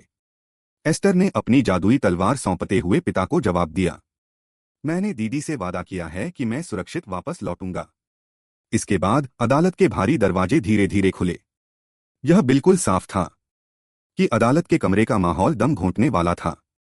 जैसे ही उन दोनों ने कदम रखा, कुछ दूरी से एक गहरी और बिना किसी भावना वाली आवाज गूंजी, हेफ्रेड, तुम 10 से अधिक वर्षों से यहां नहीं आए हो। मेरे पोते हेफ्रेड, आप बिल्कुल सही कह रहे हैं। मेरे दादाजी। बोलने वाला व्यक्ति एल्महीम परिवार का था। बड़े बुजुर्ग जो मुख्य परिवार के छठी पीढ़ी के पूर्व मुखिया भी थे, उनके बारे में एस्टर अच्छी तरह जानता था। वह मुख्य परिवार के पीछे के अंधेरे साम्राज्य का नेता था।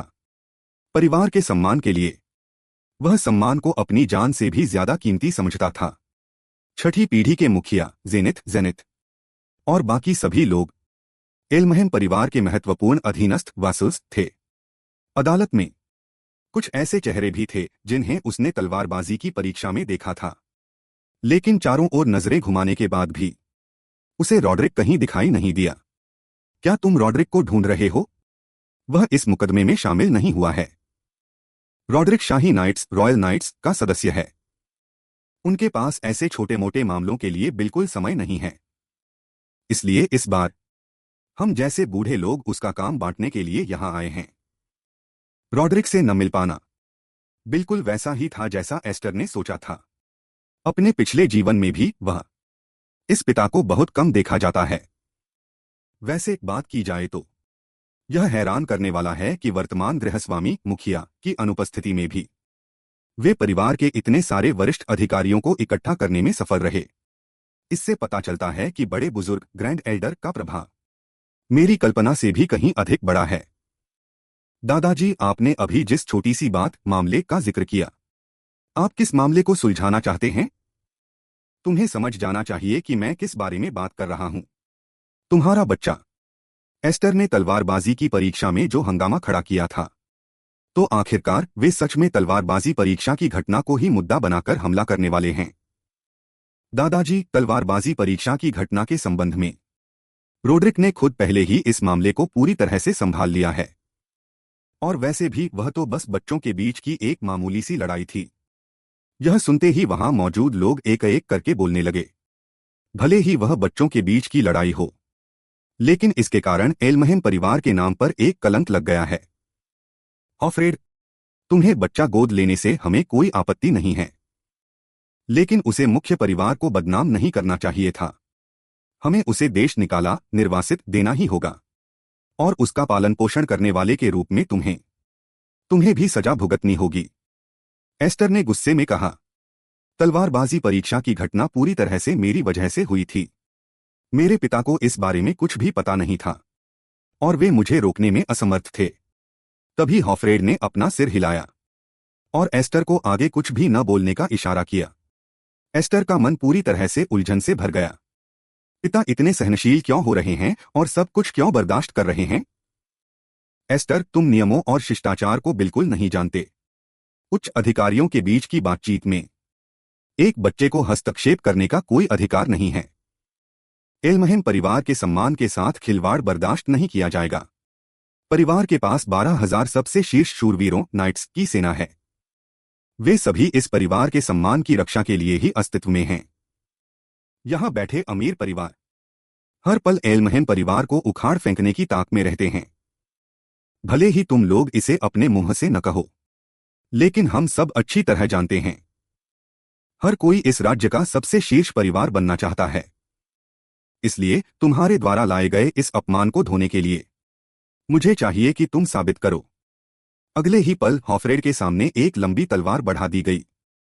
साबित करो कि तुम्हारा बेटा दोबारा कभी परिवार के सम्मान को इतनी आसानी से ठेस नहीं पहुंचाएगा। तुम्हें याद होना चाहिए, जब तुम अतीत में परिवार के सम्मान की रक्षा करने में असफल रहे थे, तब तुम्हारे छोटे भाई रोड्रिक ने क्या किया था? तुम्हारा दाहिना हाथ इसी कमरे में अतीत में रोड्रिक द्वारा काट दिया गया था।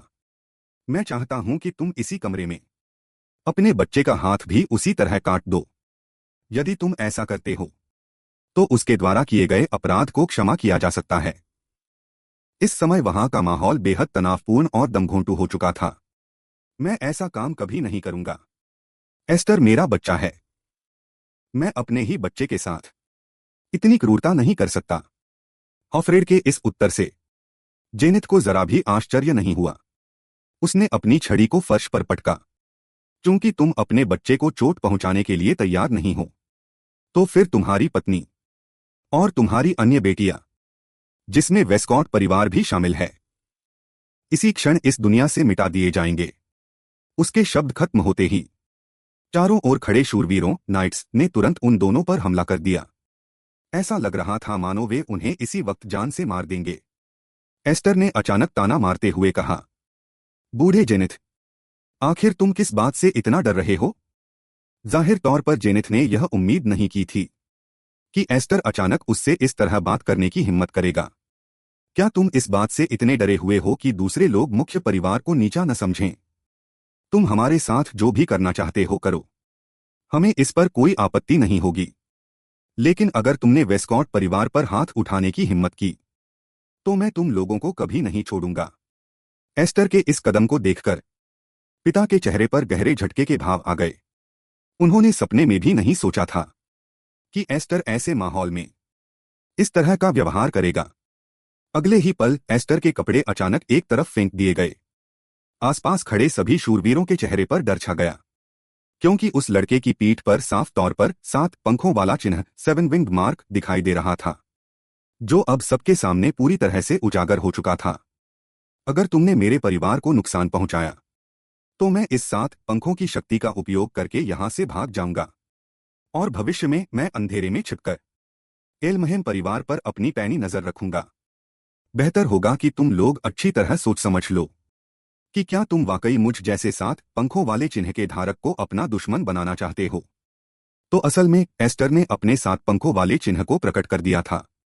उसके इस कदम ने आसपास के सभी लोगों को स्तब्ध कर दिया। उन्हें अपनी आंखों पर विश्वास नहीं हो रहा था। सैकड़ों वर्षों से कोई भी 7 पंखों वाला चिन्ह प्रकट नहीं हुआ था। क्या वे कोई सपना देख रहे थे? इसमें कोई गलती नहीं हो सकती। यह चिन्ह बिल्कुल प्राचीन ग्रंथों में वर्णित 7 पंखों वाला चिन्ह ही है। बड़े बुजुर्ग ग्रैंड एल्डर सबसे पहले उस झटके से बाहर आए।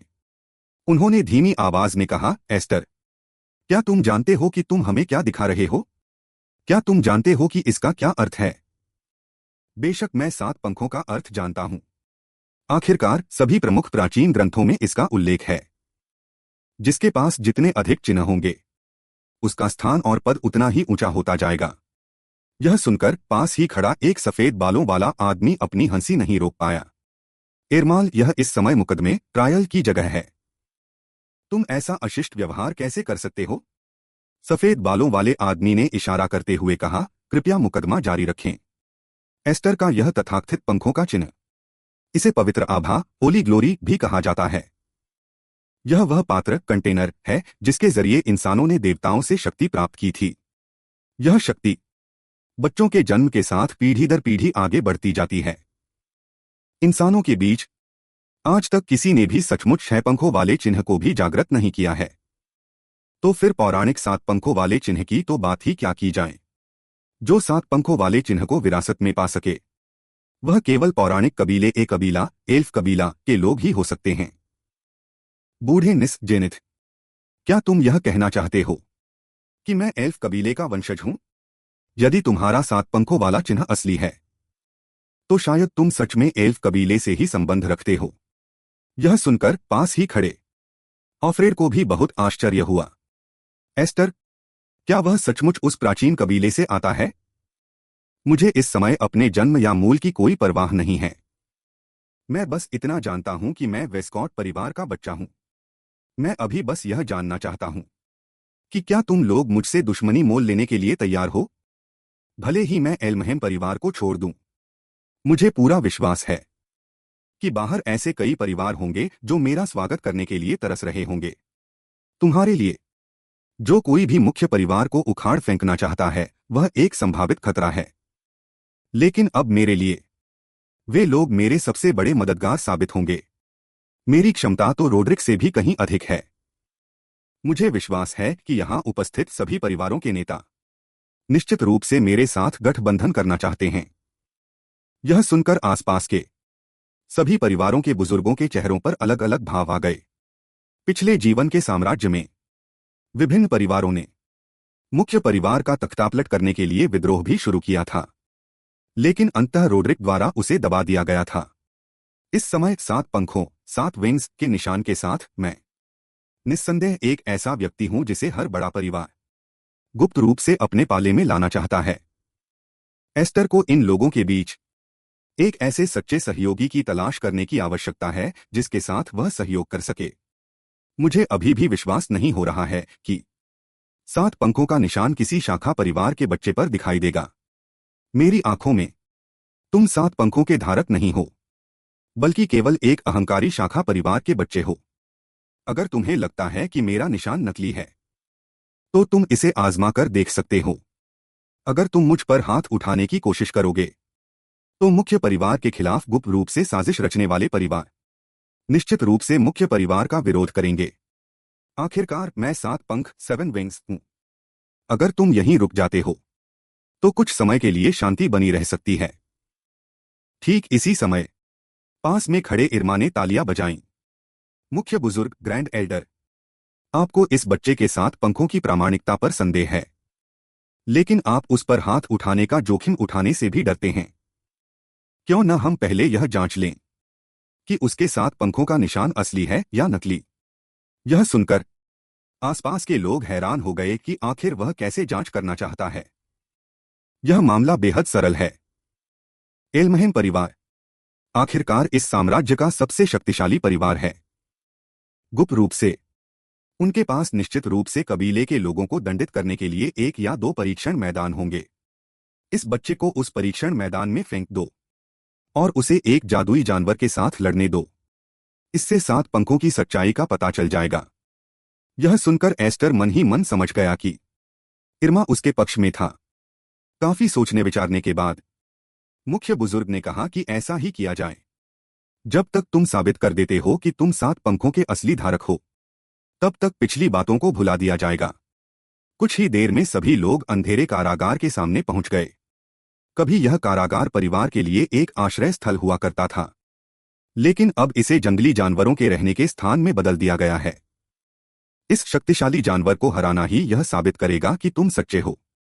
पास में खड़ी हैफ्रीड एस्टर के पिता को लेकर चिंतित थी। तुम्हें बिल्कुल भी चिंता करने की जरूरत नहीं है। मेरे पिता को भी समझना चाहिए कि अगर 7 पंखों की शक्ति को उजागर नहीं किया गया, तो पूरा वेस्टकॉट परिवार नष्ट हो जाएगा।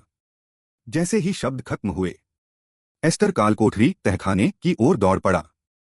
इरमा के चेहरे पर एक रहस्यमयी मुस्कान आ गई। कालकोठरी की गहराइयों में पहुंचकर एस्टर धीरे धीरे आगे बढ़ने लगा। कालकोठरी में दृश्यता बहुत कम थी। उसे राक्षस के अचानक होने वाले हमले से सतर्क रहना होगा। अचानक एस्टर का चेहरा पूरी तरह से चौंक गया। उसने नहीं सोचा था कि डेलिस वास्तव में यहां मारा गया था। पास से एक दहाड़ गूंजी और एस्टर के चेहरे पर लंबे समय बाद एक गंभीर भाव आ गया। एक जीवित इंसान की गंध को महसूस करते ही राक्षस तुरंत एस्टर की ओर देखकर जोर से दहाड़ा। यह देखकर एस्टर ने बिना किसी हिचकिचाहट के तुरंत अपने हाथ से जादुई तलवार खींच ली। बस एक ही पल में एस्टर के वार ने जादुई भेड़िए के शरीर को आर पार चीर दिया। इसके तुरंत बाद जादुई भेड़िए का शरीर टुकड़े टुकड़े हो गया। इस दृश्य ने आसपास देख रहे लोगों को अविश्वास में डाल दिया। उसने 7 पंखों के निशान का उपयोग किए बिना ही इतने भयानक जादुई भेड़िए को हरा दिया। एस्टर ने धीमी आवाज में फुसफुसाया, मेरी बड़ी बहन की तुलना में यह जादुई भेड़िया कुछ भी नहीं है। मेरी बहन कहीं अधिक भयानक है। हालांकि अचानक एस्टर को महसूस हुआ कि उसके पीछे एक दुष्ट ऊर्जा फिर से उभर रही है। सामने के नजारे ने एस्टर को भी चौंका दिया। उस अशुभ ऊर्जा को धीरे धीरे बढ़ते हुए देखकर यह जादुई भेड़िया कोई साधारण राक्षस नहीं था, बल्कि वास्तव में एक अमर प्राणी अनडेड था। कुछ ही पलों में जादुई भेड़िए का शरीर फिर से ठीक हो गया और उसकी शक्ति पहले से भी अधिक हिंसक हो गई। मैदान के बाहर हेफ्रीड अपनी आवाज रोकने में असमर्थ रही। यह एक अमर प्राणी कैसे हो सकता है? मुख्य बुजुर्ग जेनिथ ने चेहरे पर एक विजयी मुस्कान के साथ कहा, अमर प्राणी मृत्यु की गंध से आकर्षित होते हैं। शायद इस परीक्षण मैदान के सड़े हुए मांस ने उसे यहां आकर्षित किया है। एक अमर प्राणी के रूप में परिवार को इसे पकड़ने के लिए बहुत मेहनत करनी पड़ी थी। पहले चाहे इसे आग से जलाया गया हो या काटा गया हो, कोई भी इसे मार नहीं सका। लेकिन इस जादुई भेड़िए के कारण ही हमारे परिवार को यह चिंता करने की जरूरत नहीं है कि हारने वालों के साथ क्या किया जाए। मुख्य बुजुर्ग, क्या आपकी यह मांग कुछ ज्यादा नहीं है? एक अमर प्राणी को पकड़ना लगभग एक असंभव काम है, और फिर भी आप इस बच्चे से इसे मारने के लिए कह रहे हैं? क्या आप सचमुच अपनी आंखों के सामने 7 पंखों की क्षमता वाले इस बच्चे को मरते हुए देखना चाहते हैं? नहीं, जो 7 पंख परिवार के काम ना आ सकें, उनका कोई मूल्य नहीं है। मैदान के बाहर के लोग अत्यधिक चिंता के साथ एस्टर को देख रहे थे। तुम्हें विद्रोह के बारे में चिंता करने की आवश्यकता नहीं है। एक मृत 7 पंख किसी भी परिवार के लिए मूल्यहीन है। पास खड़े इरमा ने जब यह बात सुनी तो उसे मन ही मन अफसोस हुआ। एल्महेम परिवार में पैदा होना ही एक त्रासदी है। एस्टर, मुझे उम्मीद है कि तुम जीवित बचोगे और सभी परिवारों के सामने खुद को साबित करोगे। इस समय एस्टर लगातार जादुई भेड़िए से लड़ रहा था। चाहे एस्टर जादुई भेड़िए को कितनी भी बार मार डाले, वह भेड़िया कुछ ही पलों में पूरी तरह ठीक हो जाता था। सबसे महत्वपूर्ण बात यह थी कि इस जीव को कई बार मारने के बाद बहुत कम समय में उसकी शक्ति भयानक रूप से बढ़ रही थी। यह जादुई भेड़िया एक अमर प्राणी है। इसे बार बार मारते रहना पूरी तरह से निरर्थक है। एक अमर प्राणी को वास्तव में मारने के लिए उसे सूर्य के प्रकाश के संपर्क में लाकर भस्म करना होगा, या फिर किसी पवित्र और शक्तिशाली हथियार का उपयोग करके उसे पूरी तरह से शुद्ध प्यूरिफाई करना होगा। यदि उपरोक्त दोनों में से कुछ भी संभव न हो तो किसी अमर प्राणी से लड़ने से बचना ही सबसे अच्छा है। लेकिन वर्तमान में उसके पास इससे बचने का कोई रास्ता नहीं था। सभी बड़े परिवारों को अपनी योग्यता का संकेत भेजने के लिए उसे और अधिक शक्तिशाली शक्ति का उपयोग करना ही होगा। अगले ही पल 7 पंखों की अत्यधिक हिंसक शक्ति जादुई तलवार पर छा गई और तुरंत ही जादुई भेड़िए पर बरस पड़ी। जादुई भेड़िए का शरीर ठीक उसी पल इस एक ही वार से पूरी तरह वाष्पीकृत इवेपोरेट हो गया। 7 पंखों की उस भयानक जादुई ऊर्जा ने कालकोठरी की दीवार में भी एक गहरा गड्ढा बना दिया। शक्तिशाली बुजुर्ग भी जमीन पर गिर पड़े और हकलाते हुए बोले, क्या यह 7 पंखों की असली शक्ति है? स्पष्ट रूप से यह उस एक ही जोरदार वार की शक्ति थी। यह जेनिथ की उम्मीदों से परे था, लेकिन केवल इस तरह से जादुई भेड़िए को बेरहमी से मारना अभी भी काफी नहीं था। इस समय एस्टर ने चारों ओर देखा। क्या पिछला हमला उसे मार सका? एस्टर के प्रतिक्रिया देने से पहले ही जादुई भेड़िए ने तुरंत उस पर झपट्टा मारा। एक अत्यंत भयानक ताकत ने एस्टर को नीचे दबोच लिया। ऐसा लगा जैसे उसकी हड्डियां टूटने वाली हों। यह स्पष्ट था कि जादुई भेड़िया इस तरह नहीं मरा था। यहां तक कि उसकी गति भी बहुत तेज हो गई थी। एक तरफ उसके पिता चिंता से एस्टर का नाम चिल्ला रहे थे, हेफ्रेड, ऐसा करके तुम केवल उसका नुकसान करोगे। अब तुम बस चुपचाप देखते रहो। एस्टर मेरा बच्चा है। मैं भला कैसे उसे अपनी आंखों के सामने मरते हुए देख सकता हूं?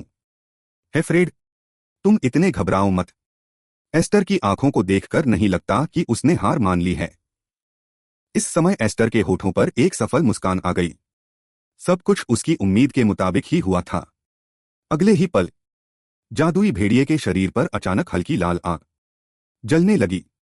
उसी समय एस्टर के हाथ में मौजूद जादुई तलवार में एक बार फिर जादुई ऊर्जा माना का प्रवाह होने लगा, और फिर उसने बिना झिझक के उसे भेड़िए के सिर में घोंप दिया।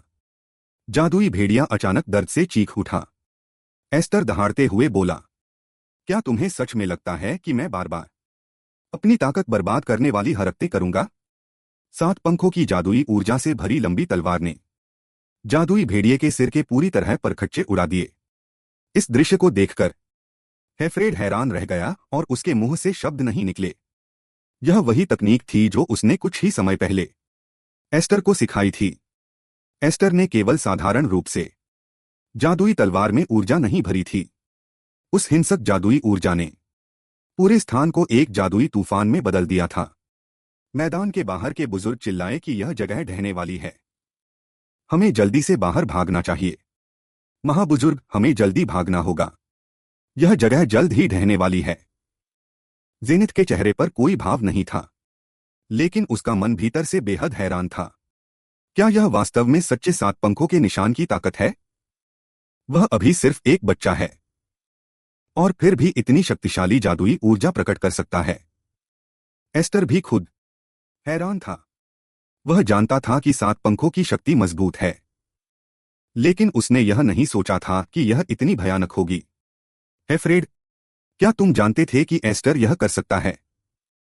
इसीलिए तुमने उसे इतने आराम से कालकोठरी में परीक्षा लेने भेजा? पिताजी, मैंने इसकी बिल्कुल उम्मीद नहीं की थी। एस्टर का विकास मेरी कल्पना से बिल्कुल परे है। दूसरी तरफ एरमाजर मुस्कुराते हुए बोला, तो महाबुजुर्ग, क्या इसका मतलब यह है कि एस्टर ने परीक्षा पास कर ली है? पीछे खड़े लोगों में से किसी की खुद बोलने की हिम्मत नहीं हुई। सभी ने महाबुजुर्ग की ओर देखा। यह देखकर महाबुजुर्ग को कहना पड़ा कि इतने सारे लोगों ने इसे देखा है। एस्टर ने वास्तव में परीक्षा पूरी कर ली है। उसे और परेशान करने का कोई कारण नहीं है। एस्टर, क्या तुमने अभी सुना? महाबुजुर्ग ने स्वीकार किया है कि तुमने परीक्षा पास कर ली है। यह सुनकर एस्टर धीरे से उठा। बेशक मैंने बहुत स्पष्ट सुना। मुझे उम्मीद है कि कोई मेरे लिए सीढ़ी भेज देगा। मुझ में अब ताकत नहीं बची है कि मैं पहले की तरह जंजीरों के सहारे ऊपर चढ़ सकूं। बैठक कक्ष में लौटने के बाद जेनिथ ने बार बार पूछा, क्या तुम सच में मना करना चाहते हो? अगर तुम मुख्य परिवार के प्रशिक्षण के प्रस्ताव को ठुकराते हो तो तुम्हें निश्चित रूप से पछतावा होगा।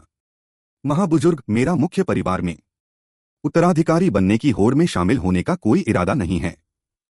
अगर मैं मुख्य परिवार में रहा तो मुख्य परिवार के भाई मुझे अपना सबसे बड़ा दुश्मन मानेंगे। मैं बस चुपचाप वेस्कॉट परिवार में रहना चाहता हूं। जेनिथ बड़बड़ाया, मैं देख सकता हूं कि तुम्हारी विनम्रता सच्ची है, लेकिन तुम्हारी आंखों में छिपा हुआ धैर्य, सहनशीलता, मैं उसे भी देख सकता हूं। तुम्हारे मन में एल्महेम परिवार के प्रति अभी भी बहुत बड़ी शत्रुता है। सटीक रूप से कहें तो तुम्हें शायद रॉड्रिक के प्रति अत्यधिक शत्रुता है। यह सुनकर एस्टर के चेहरे पर हैरानी के भाव आ गए। एस्टर के चेहरे के सूक्ष्म बदलावों को देखकर जेनिथ ने कहा कि इतने तनाव में मत आओ। मैं इसकी गहराई में नहीं जाना चाहता कि तुम रॉड्रिक से इतनी नफरत क्यों करते हो। महाबुजुर्ग, आप ऐसा क्यों कह रहे हैं? जो लोग रॉड्रिक से नफरत करते हैं वे तो मुख्य परिवार के दुश्मन होने चाहिए। मैंने शायद तुम्हारे पिता को पहले भी बताया था कि एल्महेम परिवार पूरी तरह से एक नहीं है। रॉड्रिक हाल के वर्षों में और अधिक जिद्दी हो गया है और अक्सर मेरे सुझावों का विरोध करता है। तुम्हारा अस्तित्व रॉड्रिक को थोड़ा सीधा करने, चेतावनी देने के लिए बिल्कुल सही है। कुछ देर बाद एस्टर कमरे से बाहर चला गया। एस्टर, महाबुजुर्ग ने अकेले में तुमसे क्या बात की? उन्होंने मुझे मुख्य परिवार में शामिल होने के लिए कहा, लेकिन मैंने मना कर दिया। यह सुनकर हेफ्रेड हैरान रह गया। तुमने मुख्य परिवार के निमंत्रण को ठुकरा दिया? एस्टर, यह वास्तव में बहुत अफसोस की बात है। तुम्हें शायद अंदाजा नहीं है कि तुमने कितने बड़े आशीर्वाद को ठुकरा दिया है। तुम्हारी 7 पंखों की क्षमता के साथ मुख्य परिवार में शामिल होकर तुम्हें परिवार का पूरा समर्थन मिलता और बहुत कम समय में तुम्हारी ताकत एक भयानक स्तर तक पहुंच जाती। तुम्हारा नाम एरमाजर है, सही ना? तुमने पहले मेरी मदद क्यों की थी? एस्टर, तुम किस मदद की बात कर रहे हो? मुझे ऐसा कुछ याद नहीं है। मैंने तो बस महाबुजुर्ग को थोड़ा याद दिलाया था कि वे तुम्हारी 7 पंखों की सच्चाई की परीक्षा लें। और वैसे भी, क्या यह वर्तमान दृश्य वही नहीं है जो तुम देखना चाहते थे? तुम 7 पंखों के निशान के धारक हो, नाम के अनुसार 7 पंखों के सच्चे स्वामी। इसके बाद उसने एस्टर को एक तरफ देखने का इशारा किया। विभिन्न परिवारों के सदस्य एक एक करके देख रहे थे और एस्टर का आकलन कर रहे थे। कुछ लोग उसे अपने पाले में लाना चाहते थे, कुछ लोग उसकी कम उम्र का फायदा उठाकर उसे खत्म करना चाहते थे, और कुछ लोग एस्टर का इस्तेमाल करना चाहते थे। एस्टर, क्या तुमने देखा? यह वह ताकत, ऊर्जा है जो 7 पंखों के कारण मिलती है। आज के बाद से बहुत से लोग तुम्हारे खिलाफ होंगे। उन सभी के मन में अपने अपने बुरे इरादे हैं। मैं अब यह जानना चाहता हूं, एरमाजर, क्या तुम भी उनमें से एक हो? एरमाजर यह सुनकर पहले तो थोड़ा चौंका। मेरे मन में तुम्हारे प्रति कोई बुरा विचार कभी नहीं होगा। मैं वर्तमान में नाइट्स के नाइट डीन के रूप में कार्यरत हूं। मेरा लक्ष्य क्षमतावान युवाओं की खोज करना है। बस इतना कहना था। वह बूढ़ा व्यक्ति हमारे नाइट्स का नाइट कमांडर है। एस्टर, मुझे तुमसे बहुत उम्मीदें हैं। मुझे उम्मीद है कि भविष्य में तुम हमारी नाइट अकादमी में शामिल होगे। शायद अगली बार जब हम मिलें, तुम्हारी तरक्की मुझे और भी अधिक हैरान कर दे। एरमा सचमुच एक रहस्यमयी और समझ से परे इंसान है। क्या वह सच में मेरा सहयोगी बनेगा? एस्टर को गहरी सोच में डूबा देख पिता ने उसके कंधे पर हाथ थपथपाया। एस्टर, अब हमें घर चलना चाहिए। तुम्हारी बहनें निश्चित रूप से तुम्हारे लिए बहुत चिंतित होंगी। एस्टर ने मुस्कुराते हुए कहा, जब दीदी और माँ मेरी चोटें देखेंगी तो उन्हें बहुत दुख होगा। दूसरी तरफ नाइट्स के कप्तान ने धीरे से बोलना शुरू किया। युवा मास्टर डेलिस, महान एल्डर जेनिस के न्याय फैसले के तहत मारे गए।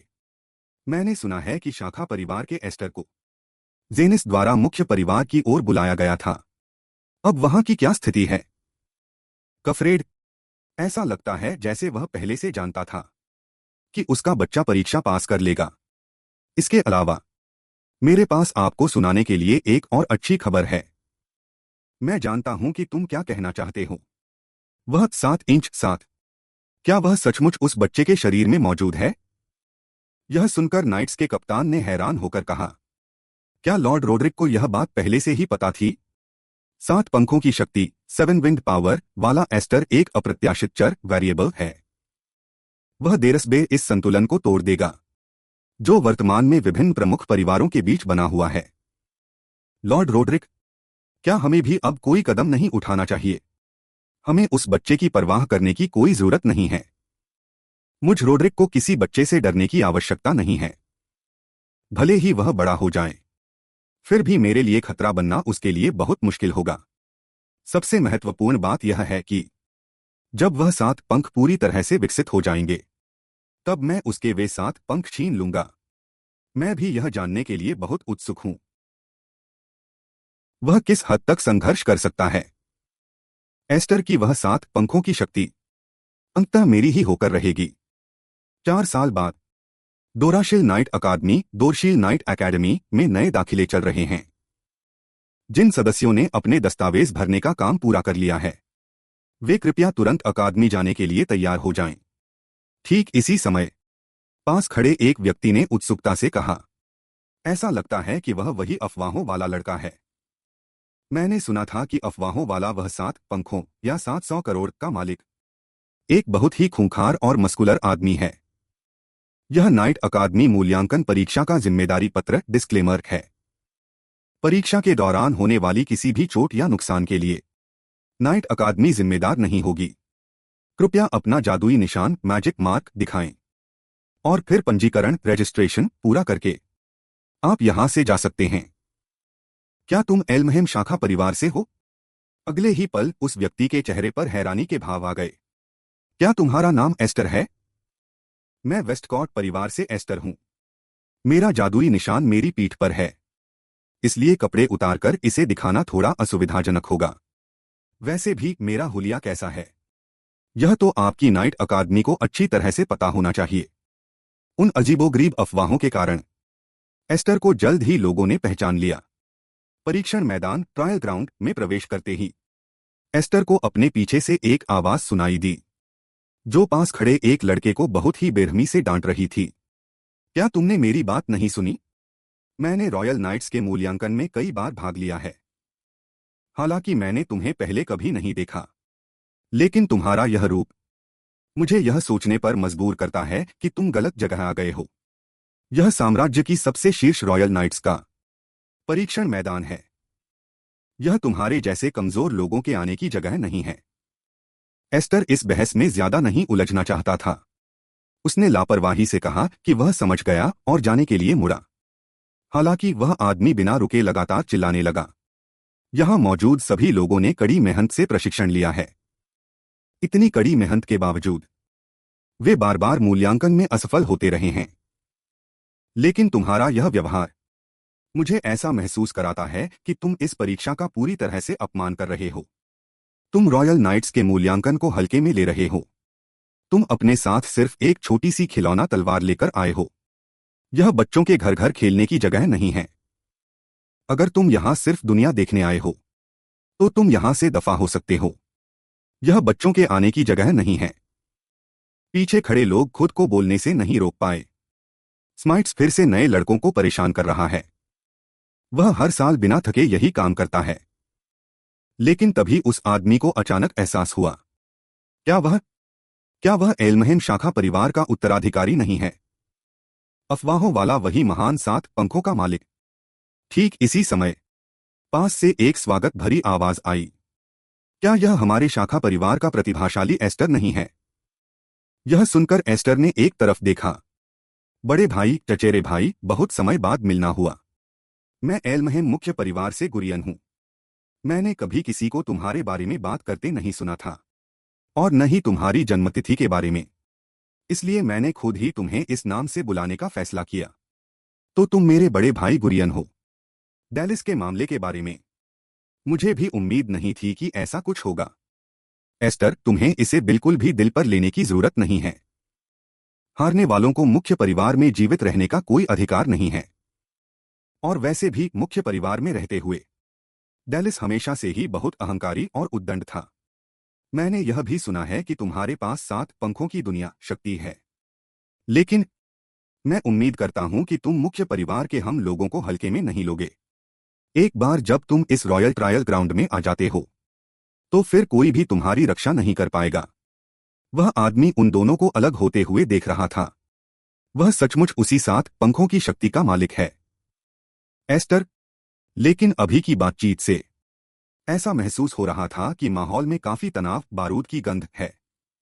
जो स्माइट्स पहले झगड़ा करने की कोशिश कर रहा था, उसका चेहरा अब डर से पीला पड़ चुका था। वह खुद को एल्महेम परिवार के आपसी झगड़ों में नहीं घसीटना चाहता था। एक अत्यंत चापलूसी भरी मुस्कान के साथ उसने कहा, मुझ तुच्छ प्राणी की आंखें थीं, पर मैं आपको पहचान नहीं पाया। मैंने पहाड़ को नहीं पहचाना। मुझे नहीं पता था कि आप एल्महेम परिवार से हैं। यह सुनकर एस्टर हल्के से मुस्कुराया। मुझे इस तरह से बुलाना पसंद नहीं है। मैं अपना परिचय फिर से देता हूं। मैं वेस्टकॉट परिवार का उत्तराधिकारी हूं, एस्टर। थोड़ी देर बाद सभी लोग पहले मूल्यांकन परीक्षण स्थल पर पहुंचे। नाइट स्कोर के मुख्य निरीक्षक, एग्जाम इन्विजिलेटर सभी का हौसला बढ़ा रहे थे। हम सभी इस साम्राज्य के प्रति वफादार सबसे मजबूत नाइट्स हैं। हमारा मिशन देश के लिए अपने प्राणों की आहुति देना है। अगर कोई इस मूल्यांकन को हल्के में ले रहा है तो वह तुरंत यहां से बाहर जा सकता है। लू YNGNGHA T 700 TRIU डोंग 1708 व 1757 ट्रोंग VNCNHGCTING त्रिंग CATHLOI TRUYN THNG ला VITNHMHOCGCHCA 7 कैन 7 लॉन्ग V XUTHIN कैक कॉटी RC BNDCHTING हिंदी GINGHA 7 विंड 7 पंखों MCHTRUYN लॉजिक व चिन्ह XACNHT। यह एक परीक्षा है, साथ ही यह जीवन की एक परीक्षा भी है।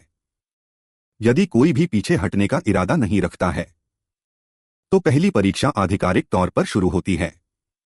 एस्टर के मन में मिलीजुली भावनाएं थीं। वह आखिरकार यहां पहुंच ही गया। पिछले जीवन में उसके पास कोई जादुई शक्ति नहीं थी। वह यहां खड़े होने के लायक भी नहीं था। उसका शरीर उत्साह से कांपने से खुद को रोक नहीं पा रहा था। एक बार यहां कदम रखने के बाद वह वास्तव में शक्तिशाली लोगों की दुनिया में कदम रखेगा। वर्तमान में रॉयल नाइट्स का सबसे शीर्ष व्यक्ति रॉड्रिक है। वह जल्द ही उसकी बराबरी कर लेगा और उसे सबसे मजबूत के सिंहासन से नीचे खींच देगा।